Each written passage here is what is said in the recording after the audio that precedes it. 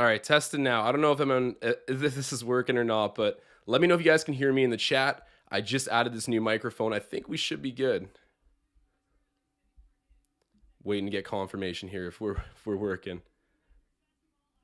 I think we're good. I think we're back right now. But anyways, as I was saying, guys, happy New Year's. We are here in 2022 on a Sunday enjoying an evening matchup or a midday matchup, I guess I could say, between ourselves and the San Antonio Spurs, the New York Knicks. Sorry, I'm looking at the schedule right now. We're facing off with the Knicks who are 17 and 19, having some struggles of their own, and the Raptors are finally back at full health. It's been the first time in forever we've seen this team that was assembled this offseason perform at full health. We're still missing a couple guys, I think, like David Johnson. Isaac Bonga's not playing. DJ Wilson's out with COVID protocols now as well. And Goran Dragic has been out. But largely speaking, this will be the first time we see a complete Raptors squad playing out there this year. And I'm excited for it because COVID protocols, we were 0-2 dealing with that, even though we had a very hard fought loss the other night. But here we go against as I was saying, against the Knicks. After we had a really good win against the Clippers, that was sweet. We got most of our core guys back, and now Scottie Barnes is going to be back as well. But just to recap what the starters did versus the Clippers the other night, let me open up this game really quick. So we ended up winning by a score of, I believe it was 116 to 108. And in that game, Pascal Siakam having a really nice one. He ended up with 25 points, 19 rebounds, 7 assists. Just a monster double-double for Pascal, coming back and being assertive immediately. Just something you absolutely love to see. Khem Birch is now back in the lineup as well, which I like to call him a stabilizing force, both on offense and defense. He does a lot of cleanup work, I like to say. Loose balls, he dives on them. Rebounds, he fights for them.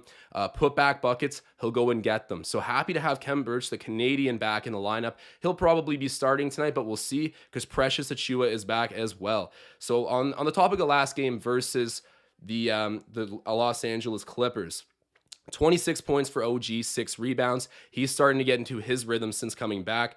31 points for Fred VanVleet, making another late All-Star case for himself. Let's see where that goes. If Fred VanVleet could become an All-Star this season, wow. And on that topic, I have him going to get the first bucket of the game for the Raptors. So stay tuned to see if that hits. It's plus 500, not a great chance of it going down, but I don't know. I was feeling it. And I'll just go fully onto the subject of my bets right now. But to say the least, it was a dominant performance for our starters last game versus the Clippers, which was a win. We're at 15 and 17 right now on the record. So basically, the bets that I've taken, Scottie Barnes over 12.5 points in the match. I won't lie, as much as that's a low line for Scottie, I still kind of feel like it might be my most risky pick of this game. You look at the other ones, Gary Trent Jr. over 15 points or over 14.5. He needs at least 15. I really like that. He's been slowed down a little bit recently, but Gary Trent Jr. is an explosive scorer, and I think that tonight he's got a good chance of eating versus the Knicks, who I think he's put up some good performances before against, and they're not really, a great defensive team at the moment, despite what happened last year. The Knicks fans got to be so upset. But moving on, Gary Trent Jr. at least 15 points. I like the chances of that happening. He should be starting, but let's see what goes down. And then Scottie Barnes, over 2.5 assists in the match. With our whole lineup back, I like to think that Scottie Barnes is going to be passing the ball a whole lot, creating for others. And as much as I still want him to get 13 points of his own to hit that bet, I do like the idea that Scottie Barnes will be facilitating tonight. So stay tuned for that. That's one of my other ones. And then RJ Barrett, over 18.5 points. Guys, don't kill me. I know I'm betting on an opposing player. The last time I did that, it came back and bit me. So maybe I'll get what I deserve again, but I'm going to root for the Canadian. He's one of the most explosive players on this Knicks team. I think he really is their future. Julius Randle's a hooper as well, who's put in a ton of work, reigning MIP award winner. I got to give Randle his respect, but he's in like that Siakam category where it's like, yes, you have him as your primary scorer, getting paid the max contract, but he might not be a guy to bring you to that next level contending in the playoffs. So similar situation for the Knicks there, but I love RJ Barrett as their young piece going up. I think he's going to be a massive difference maker in New York in the immediate future. So keep an eye on him to get at least 19 points. And then I had to go and mix in the spread, Raptors minus 2.5. So I basically went into 2022 saying, let's lose some money because I never do bets this big. This is plus 1,100. I'm having fun with it for sure. I hope that if you saw my bets before on Twitter, you didn't take it too literally and parlay everything. I mean, maybe it'll pay off, but these are just some of the picks I really like. Oddly enough, I still think that Scottie to get at least 13 points is somehow my riskiest one.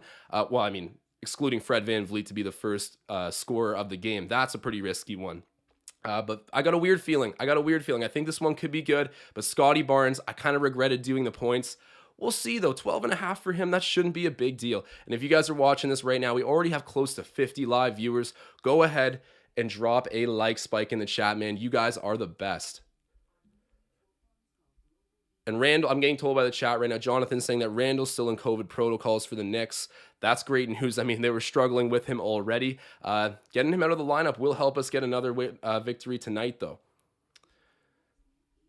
Definitely got to shout out everybody who's already tuning in. Appreciate you guys coming out. And as I said in the intro, I think it might have got cut out for a little bit of it, but Happy New Year's to everyone. I really appreciate what you guys have done helping us elevate this channel throughout 2021 and everything before that too. But 2022 is going to be a big year for us. We're looking into media passes to go down there and you know, ask Nick Nurse questions post-game, be part of the reporting crew of the Raptors, as well as bringing more features and fun to the live streams and our typical videos. Don't go anywhere, man. It's going to be a good year for everyone involved here at the brand. Hey, and we got Marcel Martin nice and early coming out with a super chat saying hashtag Goody Mob. I need an animation to go with that, but we got the Goody Mob in the building right now, and Marcel leading the charge with a super chat, man. Shouts out Marcel, a legend, coming in early before the tip-off even starts, dropping a super chat, much appreciated. And if you guys have any bets of your own, always let me know. I'm very curious to hear. You know, I'm a bit of a sports gambler. I don't want to say gambling degenerate because I don't really put down that much money, but when I see a good sports line, I typically can't help myself. Got a little crazy today with a plus 1100 bet, but if you guys have some winners, throw them down in the bet or in the chat. I'm always curious to hear.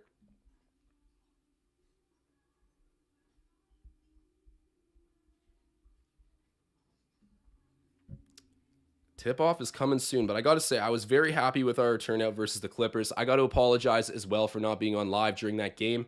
New Year's Eve, I did have some plans. I'll be completely open about that, and judging that, I felt like other people might too. I didn't see it being a very high-volume live stream, even though we've just continually grown. We ended up taking that night off. Forgive me. But it was a lot of fun, and I'm happy to be in 2022 right now, kicking it off the right way. And I want the Raptors to get a win at home. What nicer way to start the year would be than doing that? I mean, we got to protect home court better. It was really ugly early on in the season. So if we can get a win versus this slightly undermanned Knicks team, that would feel pretty good. And tip-off is around the corner right now. It's going to be intense seeing who gets his first bucket. As you can see, I got Fred VanVleet to score it. Kind of just, I don't even know what to say. Hail Mary, really. And I have a friend here who also bet that. So he'll be getting hyped too if we end up hitting. But like I said, throw your bets down in the chat. I want to hear them. And yeah, people taking note of the media passes. That's going to be exciting. I hope that ends up materializing soon. It should. It's a bummer not seeing any fans in the arena, but, you know, they got to do what they have to do to protect everyone involved with the production, including the fans that would be entering Scotiabank. It is what it is. I won't make any comments on the COVID lockdowns or whatever, but empty stadium at the moment. Sort of sucks, but let's see if we can go out and protect home court anyways. We're definitely the favorites tonight, and here we are. We're already tipped off. Knicks with the ball. They end up winning the tip. It's with Fournier. Nice little underrated acquisition for the Knicks. They haven't had an improved year, but he's a hooper as well. Knicks take the shot, just miss it. Rebounded by Scottie, and we're going the other way real quick. Gary Trent Jr. has it. Pascal Siakam squares up Taj Gibson. Pump fakes, finds Fred. Let's go. Hey! Let's go! Fred VanVleet with the first bucket of the game, man. You can't make this stuff up. We just hit on the bet. Plus 500. I gotta say, I stole this from my buddy. He had a feeling that Fred VanVleet was gonna go out and get it, or at least he asked me, and I was like, yeah, I like the sound of that. Fred VanVleet getting the Raptors out to the 2-0 early lead and cashing our bet. Plus 500. Let's go. And then Fournier with the response at the other end for the Knicks. But wow, I got to get the flames on right now. Insane start. The Raptors end up getting Freddie, cutting through the lane, gets the layup to go, and we've hit our bets.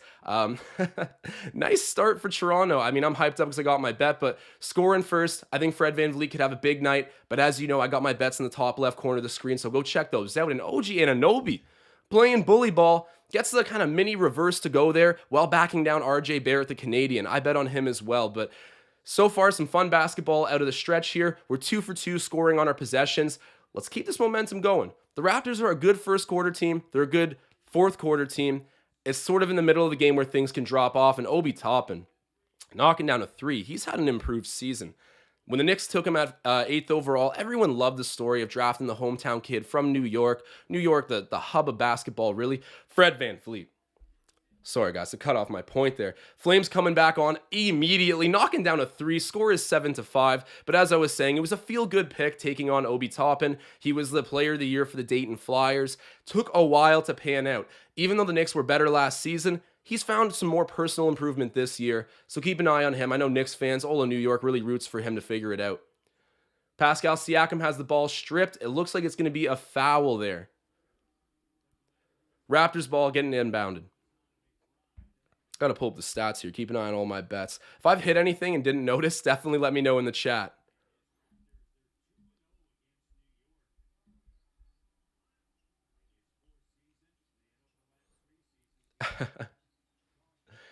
Gary Trent Jr. finds Siakam after cutting on the baseline. Siakam shoots the midi, gets it to go. Nice. Over Taj Gibson. I love when Pascal Siakam can get his foot just sort of in the house there and then turn around and knock down a nice little spot up look.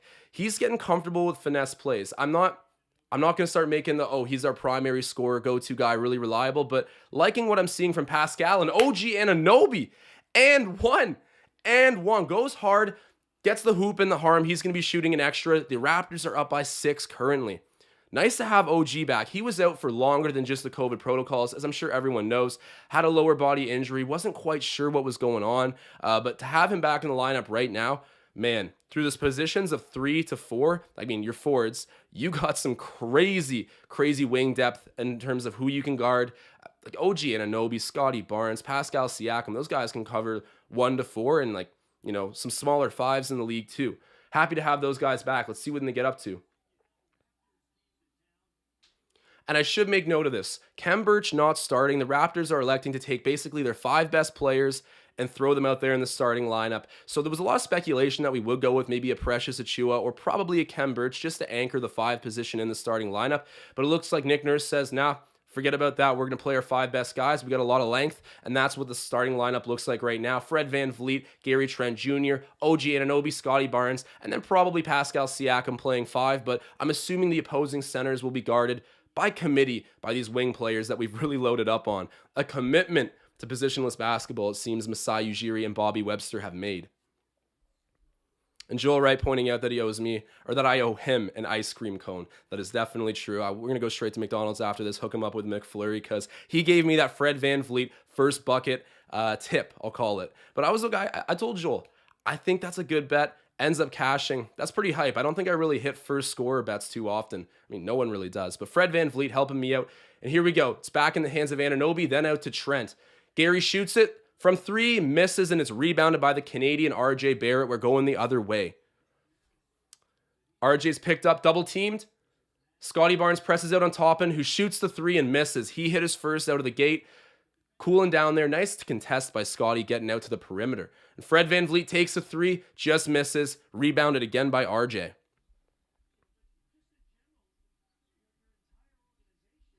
Oh, we got 60 live viewers, man. So if you guys are in here right now, I got to say I appreciate you and help grow the channel with a like spike. You guys know the drill.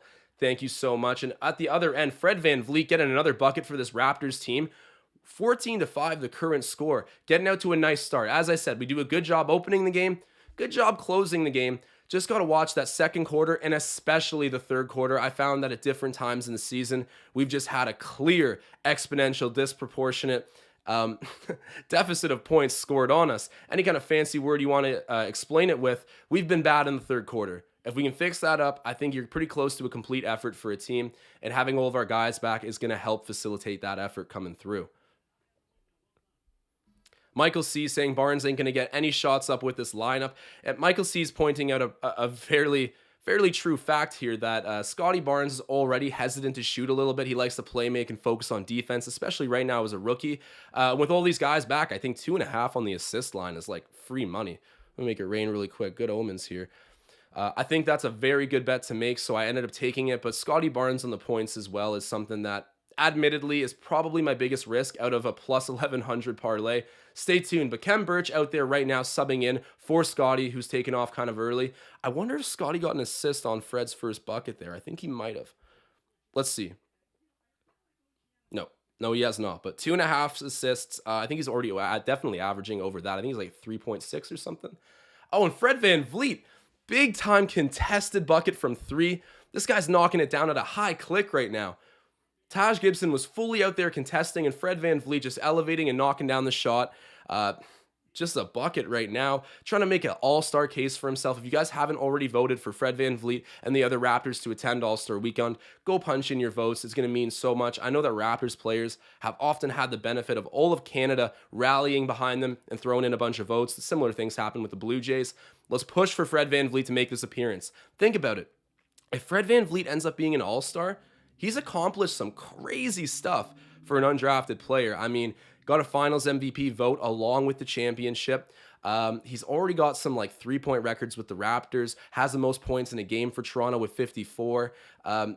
He might be all defense at some point soon. You got to hope so. He's constantly in the top 3 for steals in the league. And for his size, he doesn't back down from anybody. He's gotten praise from KD, a bunch of other legends in the game, and you know he's Steph Curry's father. So don't sleep on Fred VanVleet. I'm really hoping he can end up in the All-Star game, but it comes down to us to go ahead and vote. So if you guys haven't already, make sure to do that. You know I am. And Draft 0530 in the chat saying FVV is cooking right now. He sure is. I'm hoping that Scottie can get some assists off him tonight, maybe even some buckets of his own. You guys can see my bets. Throw your own down in the chat. Interesting. Mike Vick saying, notice how Raptors are doing better without any fans. You fans are bad luck. LOL. It must be all that hate for Siakam. Mike Vick's always coming in, really just being the player's advocate, defending them big time. You know, I don't know if this team would consistently do better with no fans there. I think when you look at last season in Tampa Bay, we all agree that playing away from our crowd hurt us. We got one of the best, most lively environments in the whole NBA. Check out Jurassic Park, for example. We got hundreds of thousands of, well, not hundreds of thousands of people, but just a crazy amount of people gathering outside of Scotiabank Arena to watch on the Jumbotron. It's rare to find commitment like that, and we've had it for a long time in Toronto, even pre-championship era.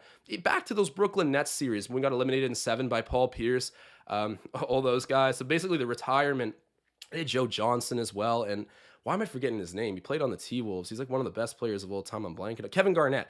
KG was on that team too. Even then, we really had like a fan base that backed this team. And I remember Masai said F Brooklyn in that in that brief before the series when he was hyping up the whole entire crowd.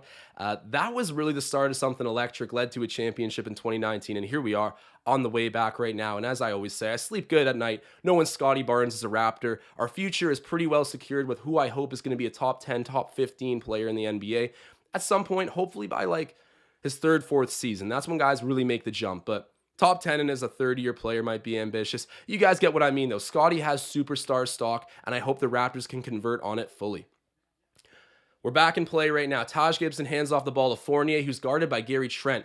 Just absolutely dogging him right now on defense. And then a good shot by Fournier, but misses. Siakam scoops up the rebound. I know Mike Vick's getting hyped for Siakam right now. 25 points in his last game. He's looked pretty nice so far.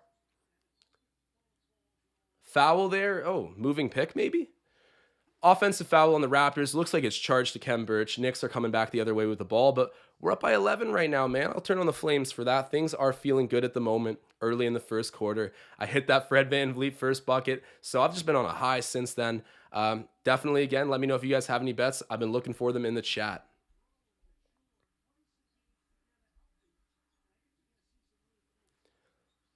New York's got the ball right now. Siakam guarding. It's thrown into the post where Obi Toppin catches it, but kicks it out to Taj Gibson, who cashes the 3.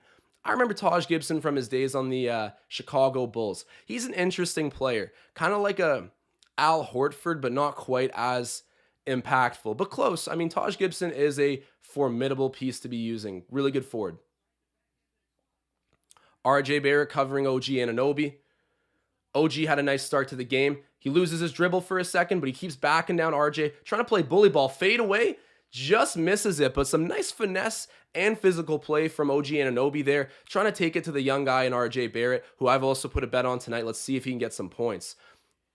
Burke hits the shot in the mid-range. That one's good for New York. 17-11 the score. Dragon in the chat saying, I hope we can keep JTG for a long time. I definitely think we will, because otherwise you don't trade a piece like Norman Powell with the intentions of letting a guy walk in free agency or trading him at some point in the near future. That was fully to get a little bit younger and a little bit more higher of a ceiling, because as much as when we traded Norm, he was clicking at an all-star level. I think Masai Ujiri saw Gary Trent Jr. as, how do I put it, a gamer. I'm not going to say Norm isn't, but Norm plays best off the bench or as a primary option versus a minus or a sub 500 team. I wouldn't say he's like the guy to lead your team in the playoffs, but Gary Trent Jr., I mean, that's a guy who I would let take the last shot of the game with a full healthy roster. I think there's more potential there. He's younger and clearly a bit better at defense. I stand by that trade, even though Norman Powell's contract is a little bit longer and at the same AAV. Portland got a good guy, but I think we got the better one. No disrespect to Norm. He is a legend in Toronto, but I love where this team is going, and I'm pretty sure that Gary Trent Jr. will be around in the foreseeable future. I kind of put him into our core three guys. Core four a little bit, but core three in terms of really young dudes, him, OG, and Scottie. Speaking of OG, with the ball right now, blocking foul charge to RJ, even though if RJ like flopped a little harder, he might have been able to draw the charge, but OG Anunoby instead is going to the line to shoot two. You got to love to see that. Misses the shot off the foul, though. And if you guys are watching right now, we already got 60 people in here. So drop a like spike if you guys are tuning in. And we got Brian still popping into the chat saying, what's up, Josh, buddy? Good to see you. Brian, great to see you too. You've definitely been here since the beginning with our live streams. Appreciate you popping back out. It's been a fun start to this game. I mean, Fred VanVleet just getting me absolutely so happy, just electric with that first bucket there. Put the bet on him, cashed that one already, and then the Raptors out to a 5-point lead, and OG shooting two at the line. Gets poised to shoot. This is his second shot. Jacks it up and gets it. 19-13 the score. Drop some score predictions down in the chat. This has been a pretty fair scoring first quarter, not too defensive, not too offensive. Feels pretty regular. Burke in the mid-range misses. That was a pretty open look. He normally hits those, but lucky for the Raptors, we got the rebound, outlet up the court. Fred VanVleet to Khem Birch. He throws it down for the easy two in transition, taking the D into offense, gets it off the glass, and immediately looks up the floor. Fred VanVleet, nothing short of an ideal floor general for the Raps. That's a great example right there. We're up big again. Emmanuel Quickley shoots it over to Fournier. Don't sleep on Emmanuel Quickley. I think he made more three-pointers in his rookie year than LaMelo Ball did. Had better defensive stats than LaMelo Ball too. Clearly wasn't scoring as much, but as a 3-and-D guard off your bench, that's kind of like a spark plug, I meant to say. He's a great energy guy, man. Don't sleep on Emmanuel Quickley. He was a great little pickup for the Knicks. And Scottie Barnes, that length is lethal on the inside. The rebound comes just off of the rim, and he just taps it in, fingertips over, gets the shooter's bounce to go in. Little rebound putback for Scottie Barnes for his first bucket of the game. Obi Toppin catches it in the post, kicks it out to Burke, who throws it to Quickley. I was just hyping him up. Misses the three, thankfully, and Obi Toppin. One-handed rebound, gets the slam dunk putback. It sounds hyper than it was, but right there to get the bucket for the Knicks. He's been improving. The Knicks might not be, but Obi Toppin, their former 8th overall pick from a couple years ago, he's starting to look good. And Emmanuel Quickley is another guy, as I said, is really quality to have coming off your bench or even at some point in the starting lineup. I liked him a lot as a rookie. Didn't really get the attention, but a big part of what New York was doing last season on their kind of playoff run, they didn't get past the first round, but it was a really good year for New York, kind of revitalized Knicks' energy there. Maybe it was short-lived, but he was a big part of it when it was going down.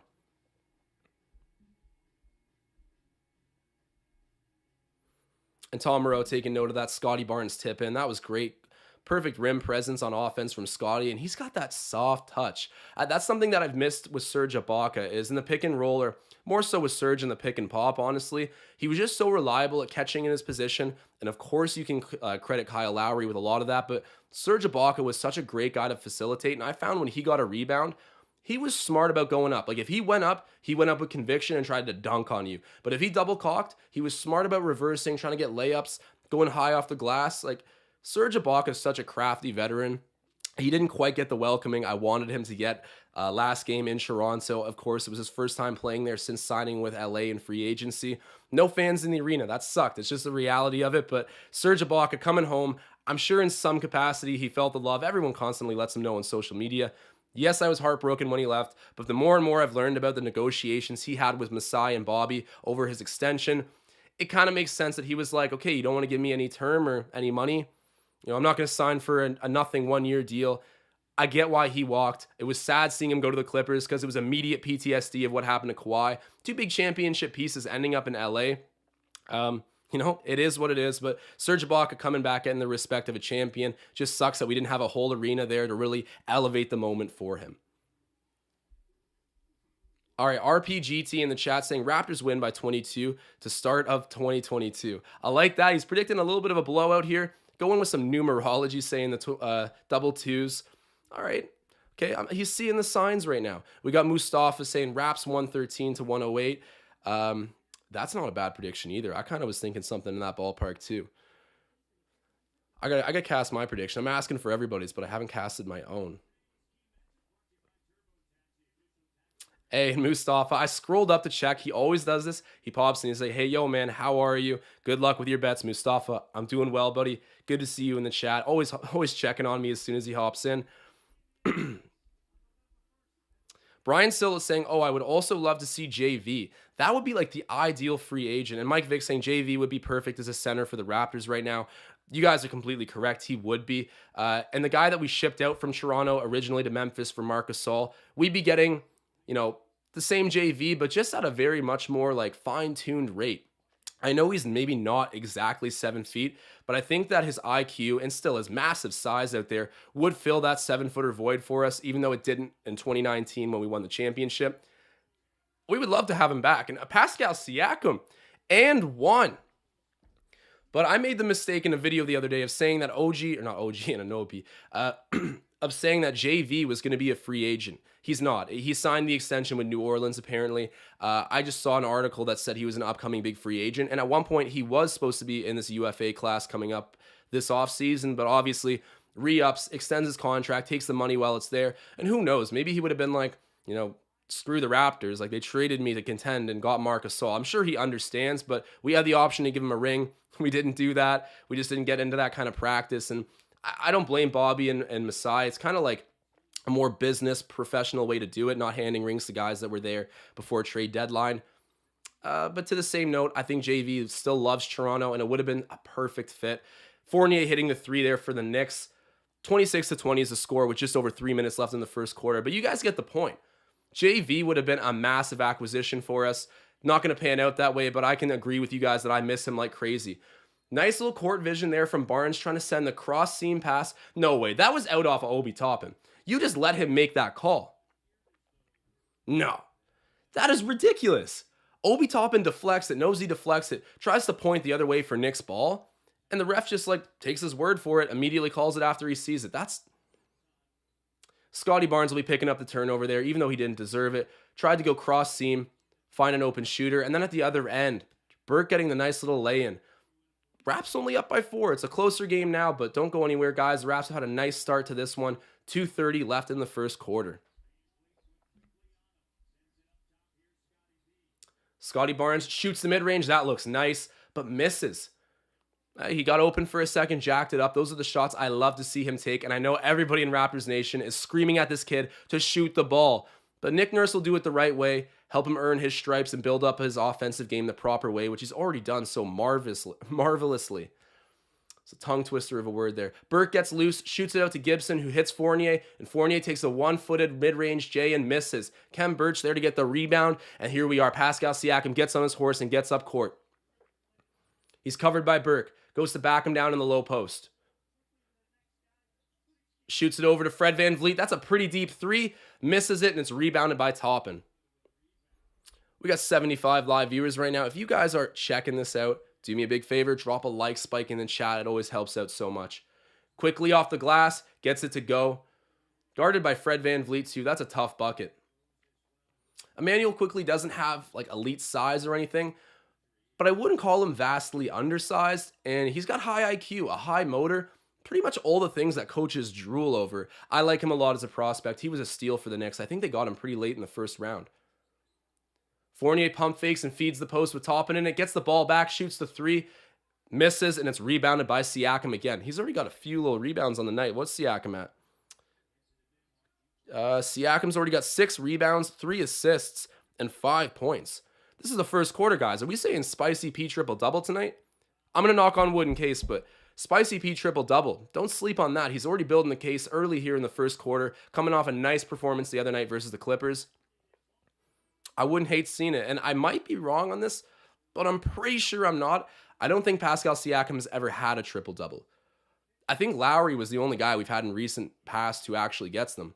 But maybe I'm completely wrong. Correct me if I am in the chat. Opportunity tonight for him and Scottie Barnes at the line. Love to see that. We have that points bet. He hits his first free throw. So I think that's point number 3. Hopefully going to pick up point number 4. You guys can already tell I have him to get at least 13 points. That's a low total. I think they lowered it so much because everyone came back into the lineup. But I got the points for him. Got Gary Trent Jr. on points as well. He hasn't had like a great start by any means. 0 points, 2 rebounds, 2 assists for Gary. But I'm gonna stick faithful here to Gary, hoping that he ends up correcting his play as of late. I think he can break out. Svi Mikhailuk on the court, trying to get around the pick to guard quickly. Ends up with Burke. He's fouled and shoots a really big circus shot that misses. But Scottie Barnes looking like he picks up a reach-in foul there. 47 seconds left. Oh, and I need to get the scoreboard live. I don't know why I didn't already go live. Apologies for that, but here we are. As you can see, the scoreboard's up, 28-24 the score. Again, my apologies on that. That should have been live a little while ago, but we got it now. Burke throws it to Fournier. Fournier cuts in the key. Toppin over to Quickly, who's guarded by Scottie Barnes. And oh, nice. Khem Birch flies in, blocks his shot as he tries to go for the floater in the lane. Nice defensive presence early, and I always refer to Khem Birch. Oh, OG Anunoby going down hard there, but gets fouled. He'll be shooting too. Khem Birch is a stabilizing force on offense and defense. I call him the cleanup guy because he's the last layer of defense often, as a center typically ends up being. And he does a good job of diving on loose balls, contesting shots last second. He's got a lot of mobility, and yeah, he's 6'9" with a nice reach like a lot of guys on this roster. But Khem Birch is someone we're happy to have back in the lineup. And I got to give love to my Canadian, man. Shouts out Khem Birch. A lot of people wanted him to be the starter, but I think it's kind of nice that Nick Nurse basically gave the small ball core 5 the chance to go out and play because we built this team around the idea of being positionless, and I know it hasn't really worked out in the early going, but this is the first time we've had a fully healthy roster. Even in the early going, we were missing Pascal Siakam, who's arguably our best player. I won't make that argument, but a lot of people will. So to have him back is undeniably big. Let's see if this starting lineup, the Knicks aren't a great measuring mark, especially without Julius Randle, but still, if we can start winning some games with Siakam and Scottie basically splitting responsibilities at the 5 or guarding the 5 at least, that's going to look good. I'll start seeing Masai's direction a little bit more clear. Chris Boucher, who's been a lot better recently, misses that 3. Time expires as they outlet up the court, and no bucket for the Knicks there. Trying to get creative with the volleyball move out there for Obi Toppin, but no bucket. We're going up at the first quarter. And that was pretty good. I feel the momentum nicely for the Raptors right now. I say pretty stingy defensively. The rebounds were nice. Guys like Khem Birch, as I mentioned, getting out there and getting it off the glass, as well as Siakam. He already has 6, I believe. Yeah, Pascal Siakam. He's got 5 points, 6 rebounds, 3 assists. I think it's the same as when I just wrote it out a moment ago, but kind of already looking like he could end up with a triple-double tonight. I don't want to jinx it, but you guys keep an eye on that. And then VanVleet leading this team with 10 points, 1 rebound, 1 assist through that first quarter. He was 2 of 5 from the 3-point line. And in terms of defensive stats, the only guys on this team in the first quarter who picked it up, Siakam had a steal, and then Khem Birch had that block and Emmanuel quickly, which was quite nice. Shouts out to those guys. Going to need a nice defensive effort here at home. You want to build your team in that direction, of course, and we drafted a bunch of guys. We built this team around being 6'7" to 6'9". You're going to have that length, and you want to use it on defense. And it seems like Scottie Barnes is resurging as the number 1 guy in the rookie ladder. I saw that released by NBA.com the other day. I don't want to be too firm in saying that because they do a lot of crazy stuff. Like the other week after Franz Wagner dropped 38, which don't get me wrong, is clearly the best rookie performance there's been so far this season. I still don't get how that one game, it was like laughable that they made him the first suspected rookie to win, or anticipated the favorite to win after that one game. I'm like, hold on. There's not a single stat category for him on the averages that's as good as Scottie Barnes, Mobley, or even like probably no, I don't want to say Josh Giddey. Josh Giddey doesn't score as much, but you get what I mean. He was not the number one pick, but the NBA is like, forget it. He had a great game. Let's just do it. Weird publicity stunt, but Scottie's right back there at number one as the anticipated rookie of the year. I pray he can do it. That would be special. He would be joining the likes of Vince Carter as well as Damian Stoudemire as the only Raptors rookies of the year. Last time we picked up fourth overall, we ended up with Chris Bosh. So hopefully we can recreate history here with another great rim presence guy in Scottie Barnes. And obviously with an offensively creative and potentially potent game. Man, you don't want to miss the developments of this kid. Regardless of what the win total is on the season, tune in to see Scottie Barnes on a nightly basis. And I keep saying, come his third year, that's when he's going to enter that superstardom, I think. You see Ja Morant and Tyler Hero in their third seasons starting to get the respect of winning players. And then LeBron James, Kevin Durant, they didn't make the NBA playoffs until their third season. That is the year, the junior year in the NBA, that really watches guys go from spectacles to impact players. Not that they aren't already, but you get what I mean. To go to a bona fide number one. And what a perfect way to open up the second quarter. I'm waiting no time to get these flames on. OG Anunoby knocking down the three to open up possession for the Raptors. Nice way to start. Let's keep building on this momentum. Knox shoots the three and misses that. He's kind of a flop, eh? I mean, I'm not giving a hot take with that, but wow, there was some expectations for him at one point. I was never too high on him, but I did see him as like a reasonably impactful player. Hasn't quite turned out. Scottie Barnes going into the paint, gets fouled. Jeez, I thought he could have got a travel there, but ends up picking up the foul. That's just as good, so he's going to go and shoot two at the line. And when I say just as good, I mean just as good as getting to the bucket. I'm happy he didn't end up getting charged with the travel. I also apologize if I've been missing anything in the chat here. I've been pretty locked in on this game. It's been fun. Fun way to open it right now for Toronto. Scottie, unfortunately, misses his first one. Come on, bro. You got to hit those. We got the bet on you tonight. But he'll be shooting a second in a moment.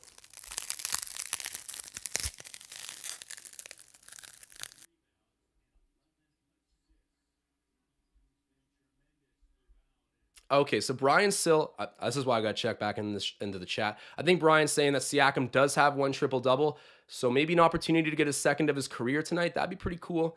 Stay tuned for that. He had a very good first quarter, as Siakam tends to, actually. He comes out of the gate hot. I've noticed that this season. And so does this team. Following the charge of Pascal, all we got to do is survive the second and third quarter and play a good closeout fourth, as we have pretty well recently. Oh, OG Anunoby gets the steal, gets the lay-in at the other end. Playing great two-way basketball right now. OG's getting the flames on, and he's keeping them on. Nice play there for number 3 on the Raptors. Quickly's got the ball. He's guarded by Barnes and calls the timeout. The heat is getting to them. It's hot in the kitchen for Tom Thibodeau and the boys. They got to call a break here to deal with OG Anunoby and figure out their defensive sets because the Raptors are almost back out to a 10-point lead. They're up by 9, just minutes here into the second quarter. Great anticipation by OG. Like, low-key a sloppy pass there by Quickly as well. Like, that wasn't an elite defensive play, but taking the gimmies and exchanging at the other end, defense to offense, that's how this team's going to win. They're built to win that way. When the D's go in, the offense is too.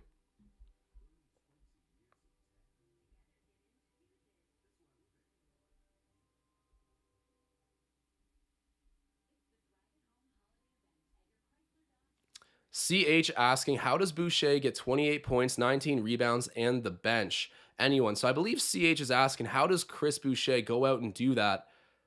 Okay, yeah, that's what he's clearing up. He's saying that Boucher had 2 huge nights. Nick Nurse has a grudge against him. So CH, I agree that he deserves some playing time, and we did see him out there for a moment there in the first quarter. I'm sure he'll continue to play throughout this game. But the reality of it is that Chris Boucher can't seem to impact this play as well when he comes off the bench or, like, you know, just in limited minutes, really. He needs to pretty well start and go for like 25 to 30 minutes a night to actually put up those stat lines. He hasn't figured out a way to be efficient in short doses, or at least not consistently. It seems to be only when we give him that full confident green light of, okay, Chris, you know, we're missing Precious, missing Kem, you got the reins tonight. That's when he takes the assignment pretty personally and does well, but I've certainly noticed that Chris, when needing to fit into a fully healthy Raptors lineup, has struggled. He had the benefit of last season having Aaron Baines around, who just a pylon, right? Like we weren't playing him at one point.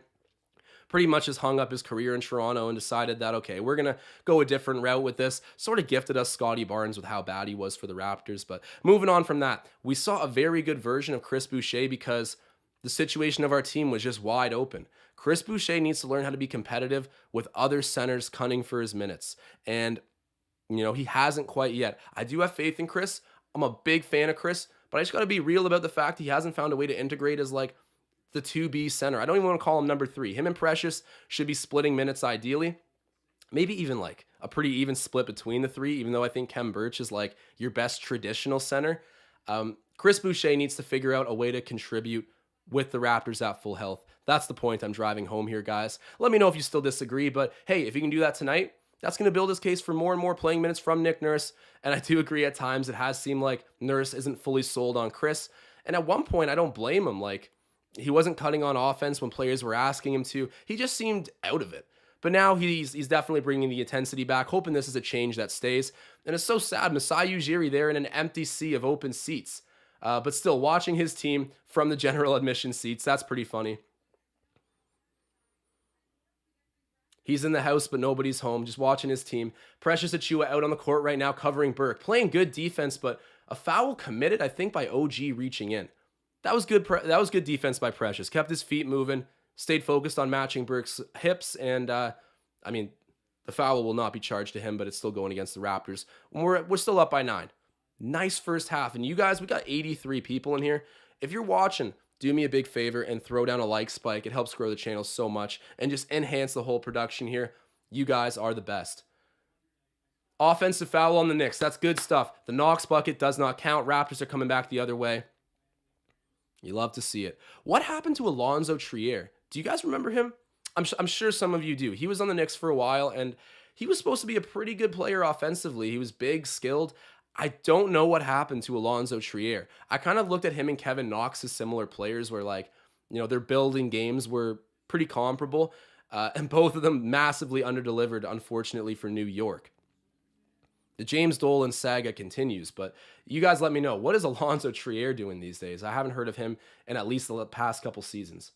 He might still be on the Knicks for all I know, but somewhere in the depths of that roster for sure. Precious with the ball, backing down, and then misses the shot over Toppin, but gets his own offensive rebound.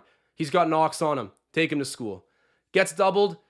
That was a good defensive play by the Knicks there. They double, and then Chris Boucher slides in, knocks the ball loose from Kevin Knox, but of course it's out off of the Raptors, so it'll be Knicks ball going back in, and I love it. Chris Boucher looking engaged on defense, clapping it on. He wants it, man. He's up for the challenge now. I'm hoping that that's a big pivotal point for him. When he ended up dropping that game the other night, I hope that's some changes to stay with Chris, and I hope he can do it with those limited minutes. That's the big takeaway. Knox, nice pass down to Toppin in the post. They've been looking to find Toppin in the post all night, but Scottie Barnes with a takeaway. Oh, sloppy pass in transition. Gets it turned over. And then OG Anunoby bailing him out on the back end, intercepting that alley-oop pass. And then nice, Scottie Barnes redeems himself. That's the good old-fashioned hockey assist. Guys, I'm putting on the ice because that's the hockey assist. Right there, that play does not happen without Scottie Barnes making that first pass in transition, but ultimately, it was, I believe, Precious Achiuwa who set up Chris Boucher, cutting to the basket, gets the easy 2. Raps still up right now. Momentum's rolling. Things are feeling good. And with the hockey assist, bro, you love to see it.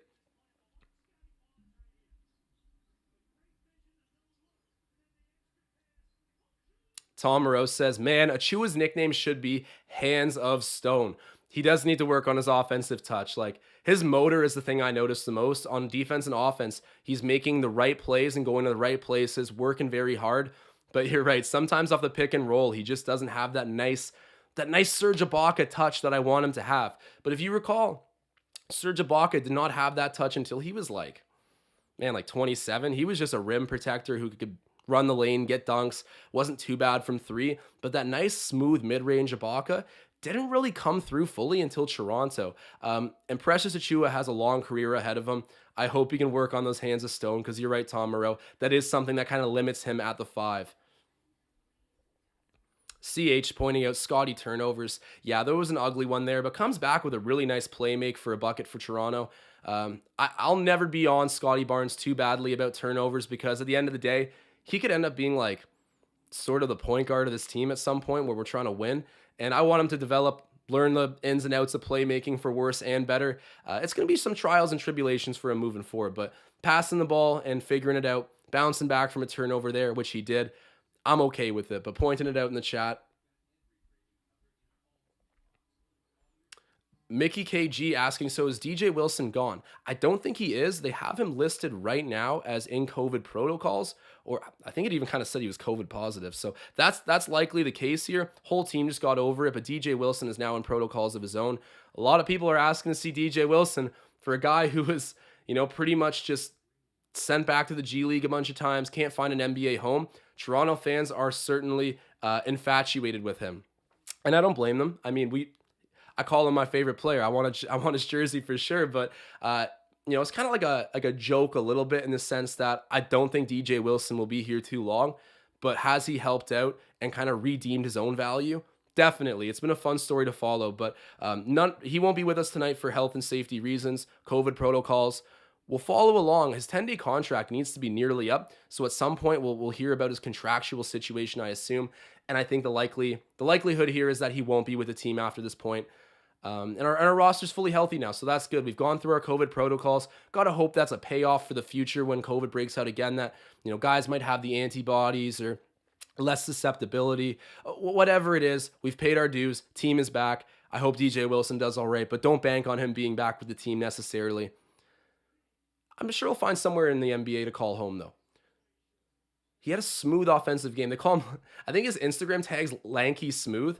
And I found that hilarious because that kind of just sums the guy up. Hey, and Adam in the chat asking who scored the first bucket. Drum roll here.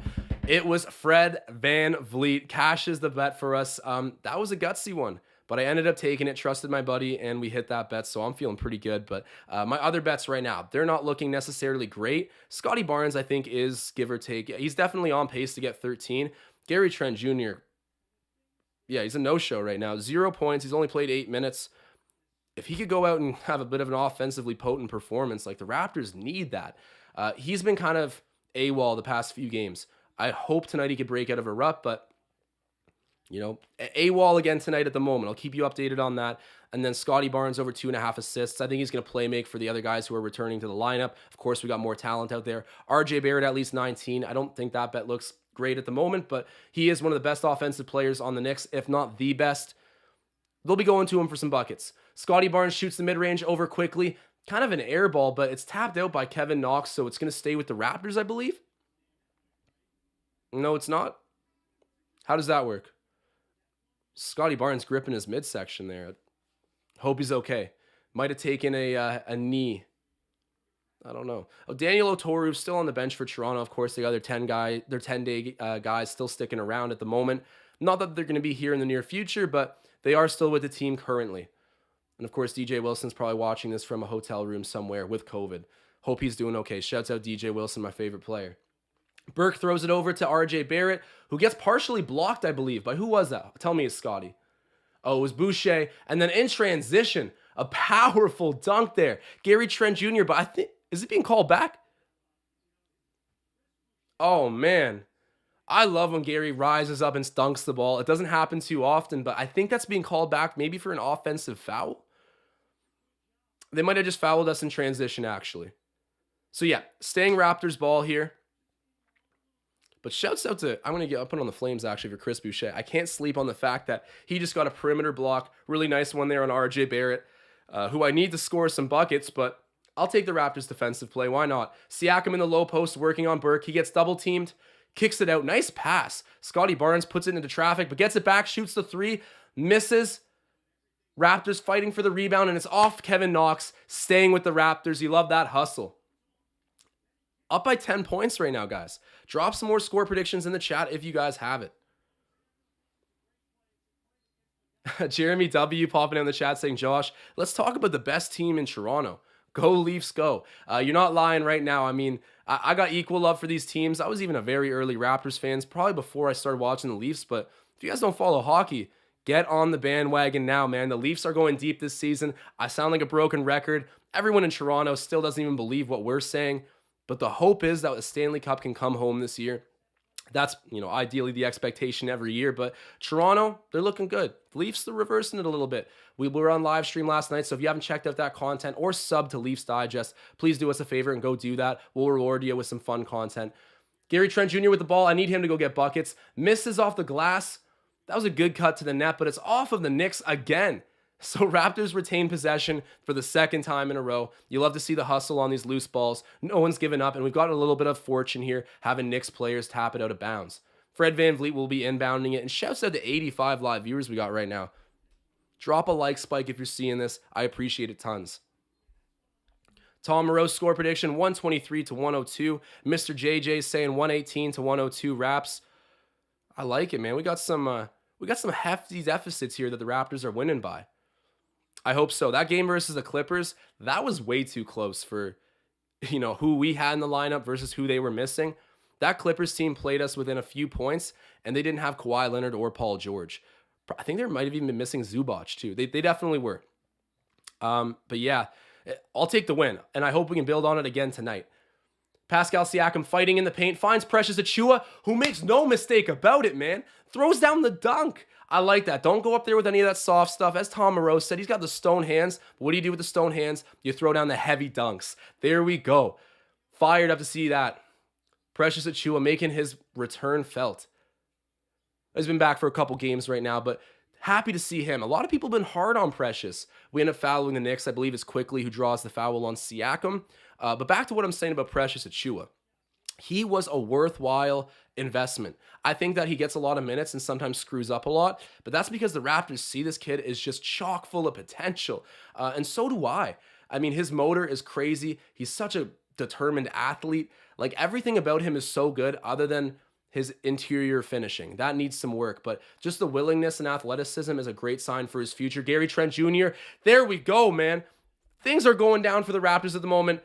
My bets are starting to look slowly better. Gary connects on a 3. He desperately needed that. We got the money coming down right now. Bring me my money. Gary Trent Jr. hitting the 3 for Toronto. Score is 43 to 28. Big time advantage right now if you're the Raptors. Rebounded by Boucher off the Burke miss. There's 6:30 left in the second quarter before we go into halftime. Fred VanVleet cuts into the paint. Oh, gorgeous move, man. I think he's still leading the Raptors in points tonight, but Fred VanVleet, contested layup, kisses it high off the glass. It sits on the rim for a second, ends up falling. That's what happens when you're an all-star player. You get those 50-50 bounces off the rim. Shouts out Fred VanVleet, man. How many points does he have? I think that was his 12th point. So OG Anunoby does have more with 14, but Fred VanVleet helping lead this Raptors team to an early, very, very good effort versus the Knicks. Yeah, wow. Good defense by RJ Barrett there too. Nothing you can do. Fred VanVleet just with a finesse play. Love that.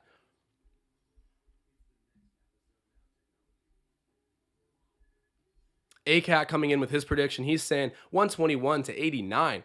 Apparently we're blowing out the Knicks tonight. Right now we are. And I don't see why we would take our feet off the gas. Like, we got our guys back. We're at home. Everyone's fairly rested.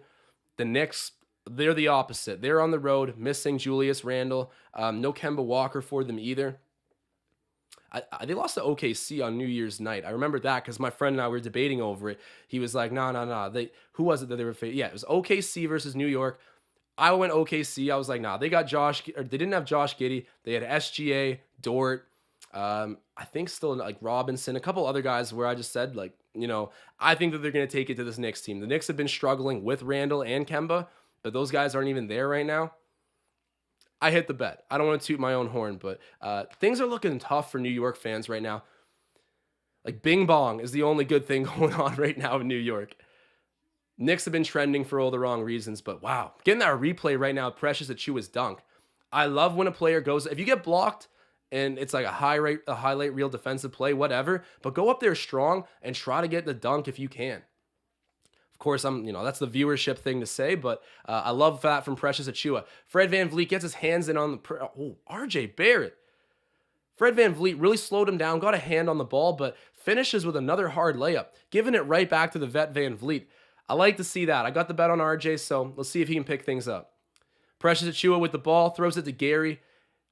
All right, let's see if Gary, speaking of picking things up, I'd love to see him get some more buckets. Just hit a three the last time he shot the ball. Gets it from Pascal. Oh, intercepted by Quickly. Good defensive play by him. Barrett with it. Oh, behind the back pass to Obi Toppin, who finishes. I mean, I didn't bet RJ assists tonight, so I won't get too hyped up, but nice play by him.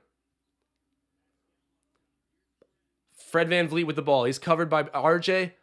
Throws it out to Achua. That was a bullet pass to the corner. Siakam's got it right now in the mid-range. Jacks it up as no one was guarding him. And that's no way, man. No way. That's interference. Taj Gibson is completely that's not a no. That's not a box out. That's a running pick to protect the loose ball that's going out of bounds. That's interference. Either way, the Knicks end up with the ball here. Obi Toppin, covered by Chris Boucher, throws it to RJ Barrett, who cuts and gets the dunk. Big time dunk. Beats his man and goes up. Like, guys, I'm sorry. I'm not trying to get too hyped up for the Knicks here. We're blowing them out. But I am happy to see RJ scoring. I got my money there tonight. And the mid-range, speaking of my money, misses again for Gary Trent Jr. He's on an inefficient streak, to say the least. Oh, nice defensive play there by Fred VanVleet. Gets the steal, looks up court, presses Achua to Chris Boucher, the alley-oop. Let's go. Front court hooking up with some playmaking, getting some dunks here. You just love to see guys like Chris Boucher and Precious Achua coexisting efficiently on the court at the same time. Shouts out to those boys. They're playing great. Quickly's got the ball at the top of the keys, directing traffic, covered by VanVleet, who's had a really good defensive second quarter. Quickly's on Chris Boucher, throws it over to the corner. I don't know who that is on the Knicks, actually, number 6. Someone give me a check on this guy. Grimes. So Grimes drawing the foul. It's going to stay Knicks ball here. I don't know who on the Raptors fouled him, but Knicks ball is the call. And we're getting a replay of that nice little transition bucket there. Fred VanVleet, defense to offense. That is going to be the story of success for this Raptors team, the way they're built, the way that they've already established their scoring. That's the way that they want to go out and do it. You know, Nick Nurse emphasizes that big time. What just happened? Bro, VanVleet did not reach in on anything. Grimes getting back-to-back fouls on the Raptors. Come on now. What did Fred VanVleet do? Like, he got up close and personal and kind of had to back out a bit, but his hands, they were up at his sides, like nothing reaching in, didn't impede him from moving anywhere. I'm watching the replay right now. Okay, so like, I guess Grimes' shoulder kind of hit Fred in the face there as he was trying to make space for himself. Whatever, that's the call. Gets the bucket. I swear they only just shot one free throw. I'm definitely losing my mind here, but Grimes gets the bucket there for New York. It's 47-36. Raps are up by 11. Ooh, another big defensive play by him. Oh, never mind. It's a foul. I thought that was jump ball, but Emmanuel Quickly getting greasy on defense here. He's making a big effort for the Knicks. I've been hyping him up. And no, I'm not a closet Knicks fan, but I don't hate them as much as like the average Eastern Conference team. I don't have a whole lot of love for Miami. You guys know that. I do like Bucks. I do like the Bucks because of Giannis. But yeah, Miami's right at the top of that list with teams that I can't stomach. Not really a Nets fan either. But the Knicks, you know, they got kind of like a fun roster, and right now we're blowing them out, so I won't lie. There's some guys on this team that I definitely root for. Bing bong. In the chat saying that's a makeup call. The refs have been definitely officiating this according to the scoreboard. I'm pretty quick to give the refs their credit when they're helping us out. And I'm also quick to calm down fans when we're pointing fingers at the officials. But it's been weird. You can tell that the Raptors have a big decisive advantage. It's not really that big. It's only 13 points at the moment. But you can tell that the momentum's our way because the Knicks are getting a lot of benefit of the doubt from the whistle. Not loving that, but Fred VanVleet hits the second free throw, 49-36. There's 3:40 left in the second quarter before we go into half. And Fred VanVleet getting into it on defense, man, meeting at half court. He ends up soaking the offensive foul. He basically gets stiff-armed there by the Knicks player. It's going to be Raptors ball. He's had a crazy defensive second quarter. Fred VanVleet heating up on the back end right now. Tanaya saying FVV took a maple elbow. So I'm going to assume that was RJ Barrett that gave him that shot. The maple mamba. Fred VanVleet will be shooting too because the Raptors are in the bonus. Love to see it. Going right back to the line. Hits his first. We got 91 live viewers. If you guys are watching this right now, do me a big favor. Drop that like spike. You guys are the best. Jeremy W saying sports are rigged. I'm mad. All caps. But Fred VanVleet hits the second free throw. The whistle going back to, I wouldn't say fair, but he got elbowed in the face. Shot 2 on the bonus. And here we are up 51-36 with 3:30 left in the second quarter. Obi Toppin guarded by Siakam. Shoots it over to Fournier, who's guarded by Yuta Watanabe. And shouts at Watanabe. He's been very solid for this Raptors team off the bench. Contests that shot. They end up missing, but Taj Gibson cleans up with a little putback layup. I can't remember why Taj Gibson wears number 67, but like, what a just random number to have. OG Anunoby shoots the 3, misses it. Rebounded by Burke, keeps it in bounds, and now Toppin's coming up the court with it.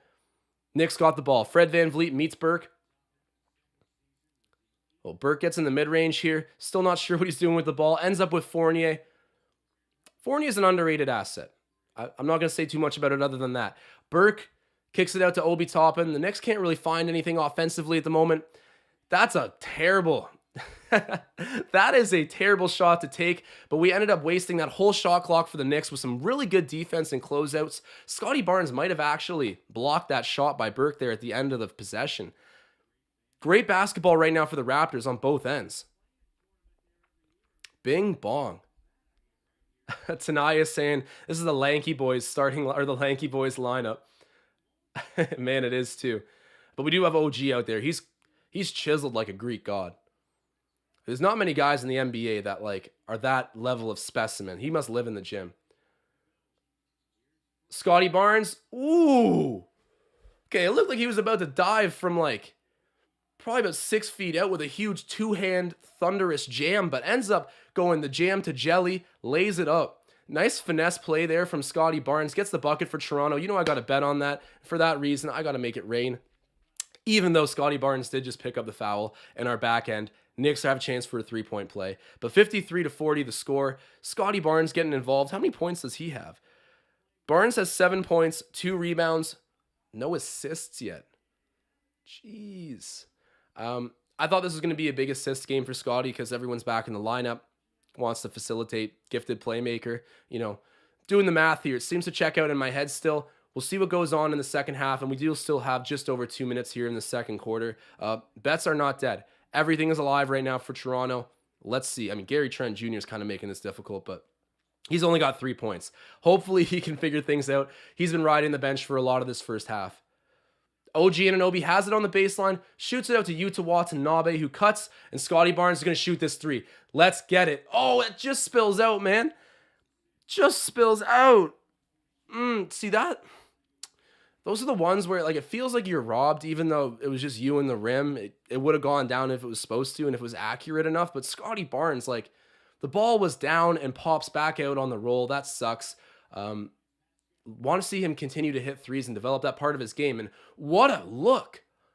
Yuta gets fouled there on the baseline as he cuts off ball and gets it for an open dunk. Who was that found him? I think that was Siakam. I think that was a little setup by Siakam there.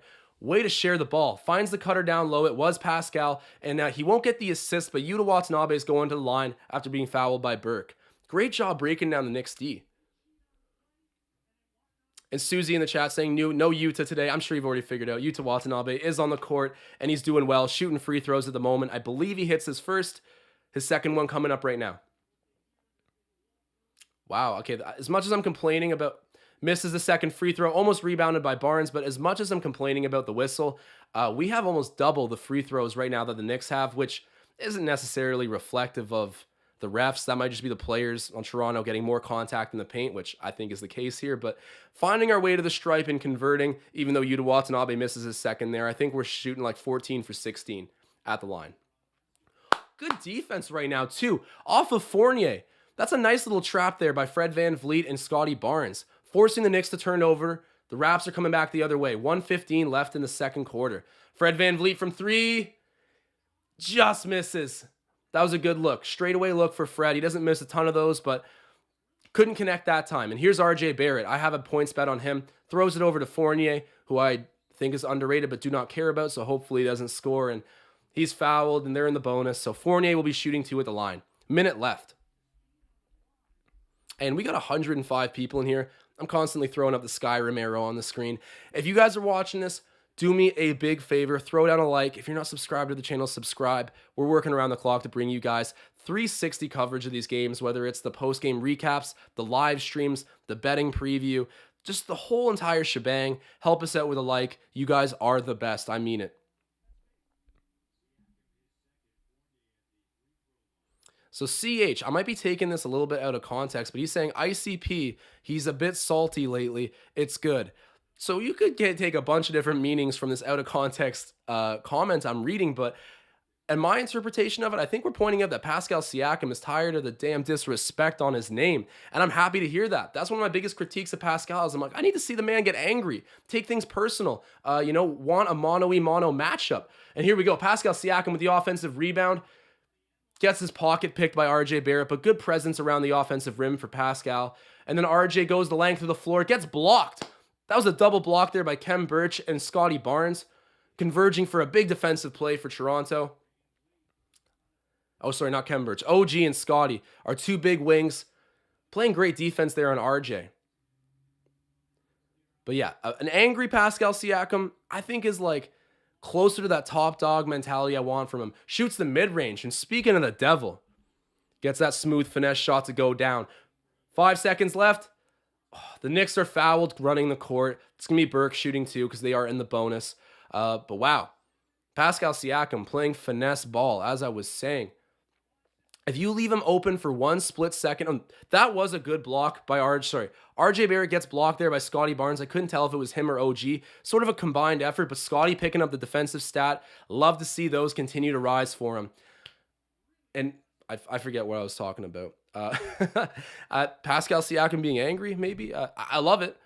I absolutely love it. My brain goes a mile per minute on these streams, guys. But Pascal Siakam, when he gets ticked off, I think that's the version that I want to see of Pascal. He's got 7, 8, and 5. Still kind of flirting with a triple-double here. Who am I kidding? We're not even at halftime yet. He is fully flirting with a triple-double. I hope he can piece that together. Burke hits the second free throw. We're up by 11 points. There's 3.1 seconds. Pascal Siakam's got it. Crosses half. Pulls up for the deep, deep three. Grazes the front of the rim. Wasn't a horrendous miss, but jacks up that late shot that misses. Toronto up by 11 going into halftime. You got to imagine that Nick Nurse is feeling pretty good about his effort right now from the team. Defensively locked in. You take the turnovers that you're forcing the Knicks to commit, and you're turning them into offense. The starters have done their job. I hope that Gary Trent Jr. can go out there and do his job. My bet's not looking too great on him tonight, but everybody else, virtually even the bench players, they're figuring it out, finding a way to lead the Knicks team, which is undermanned right now. But I love the decisiveness that we're playing with. And as soon as there's a turnover, literally the second there's a turnover, whoever it is, like Fred VanVleet, looks up court the second it touches his hands. Defense to offense is just the absolute memo that everyone's hammering home. The motto, I should say. I'm hammering it home to him. That's the way this team needs to play. When you got that kind of length and ball handling on your roster, you got to play that way.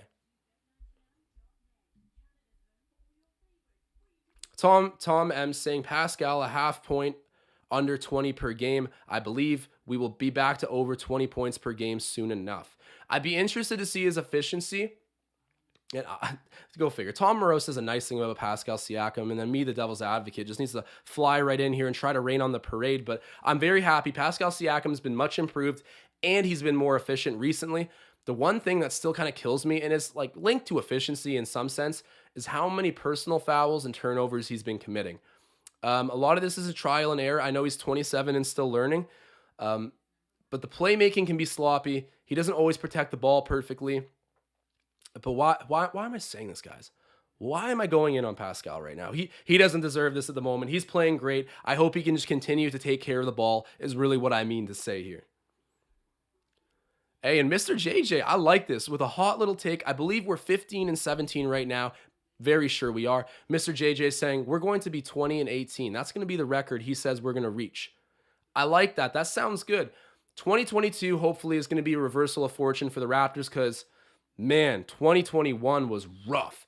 From Tampa Bay to even our return in Toronto, like, just rough. You guys know what I'm saying. It's been ugly to watch. Home court hasn't been defended really up until this recent stretch. We haven't had a good health. COVID's been doing its thing to everybody, but the Raptors are back in Toronto. Yes, it might be an empty arena, but I think we're finally going to start to hit a rhythm, especially with a full lineup. I know people were quick to criticize our whole management team down to Nick Nurse for building this team around positionless basketball. Everyone's like, where's our 7-footer? We need the 7-footer. I don't necessarily disagree. However, we haven't seen this team healthy really up until now.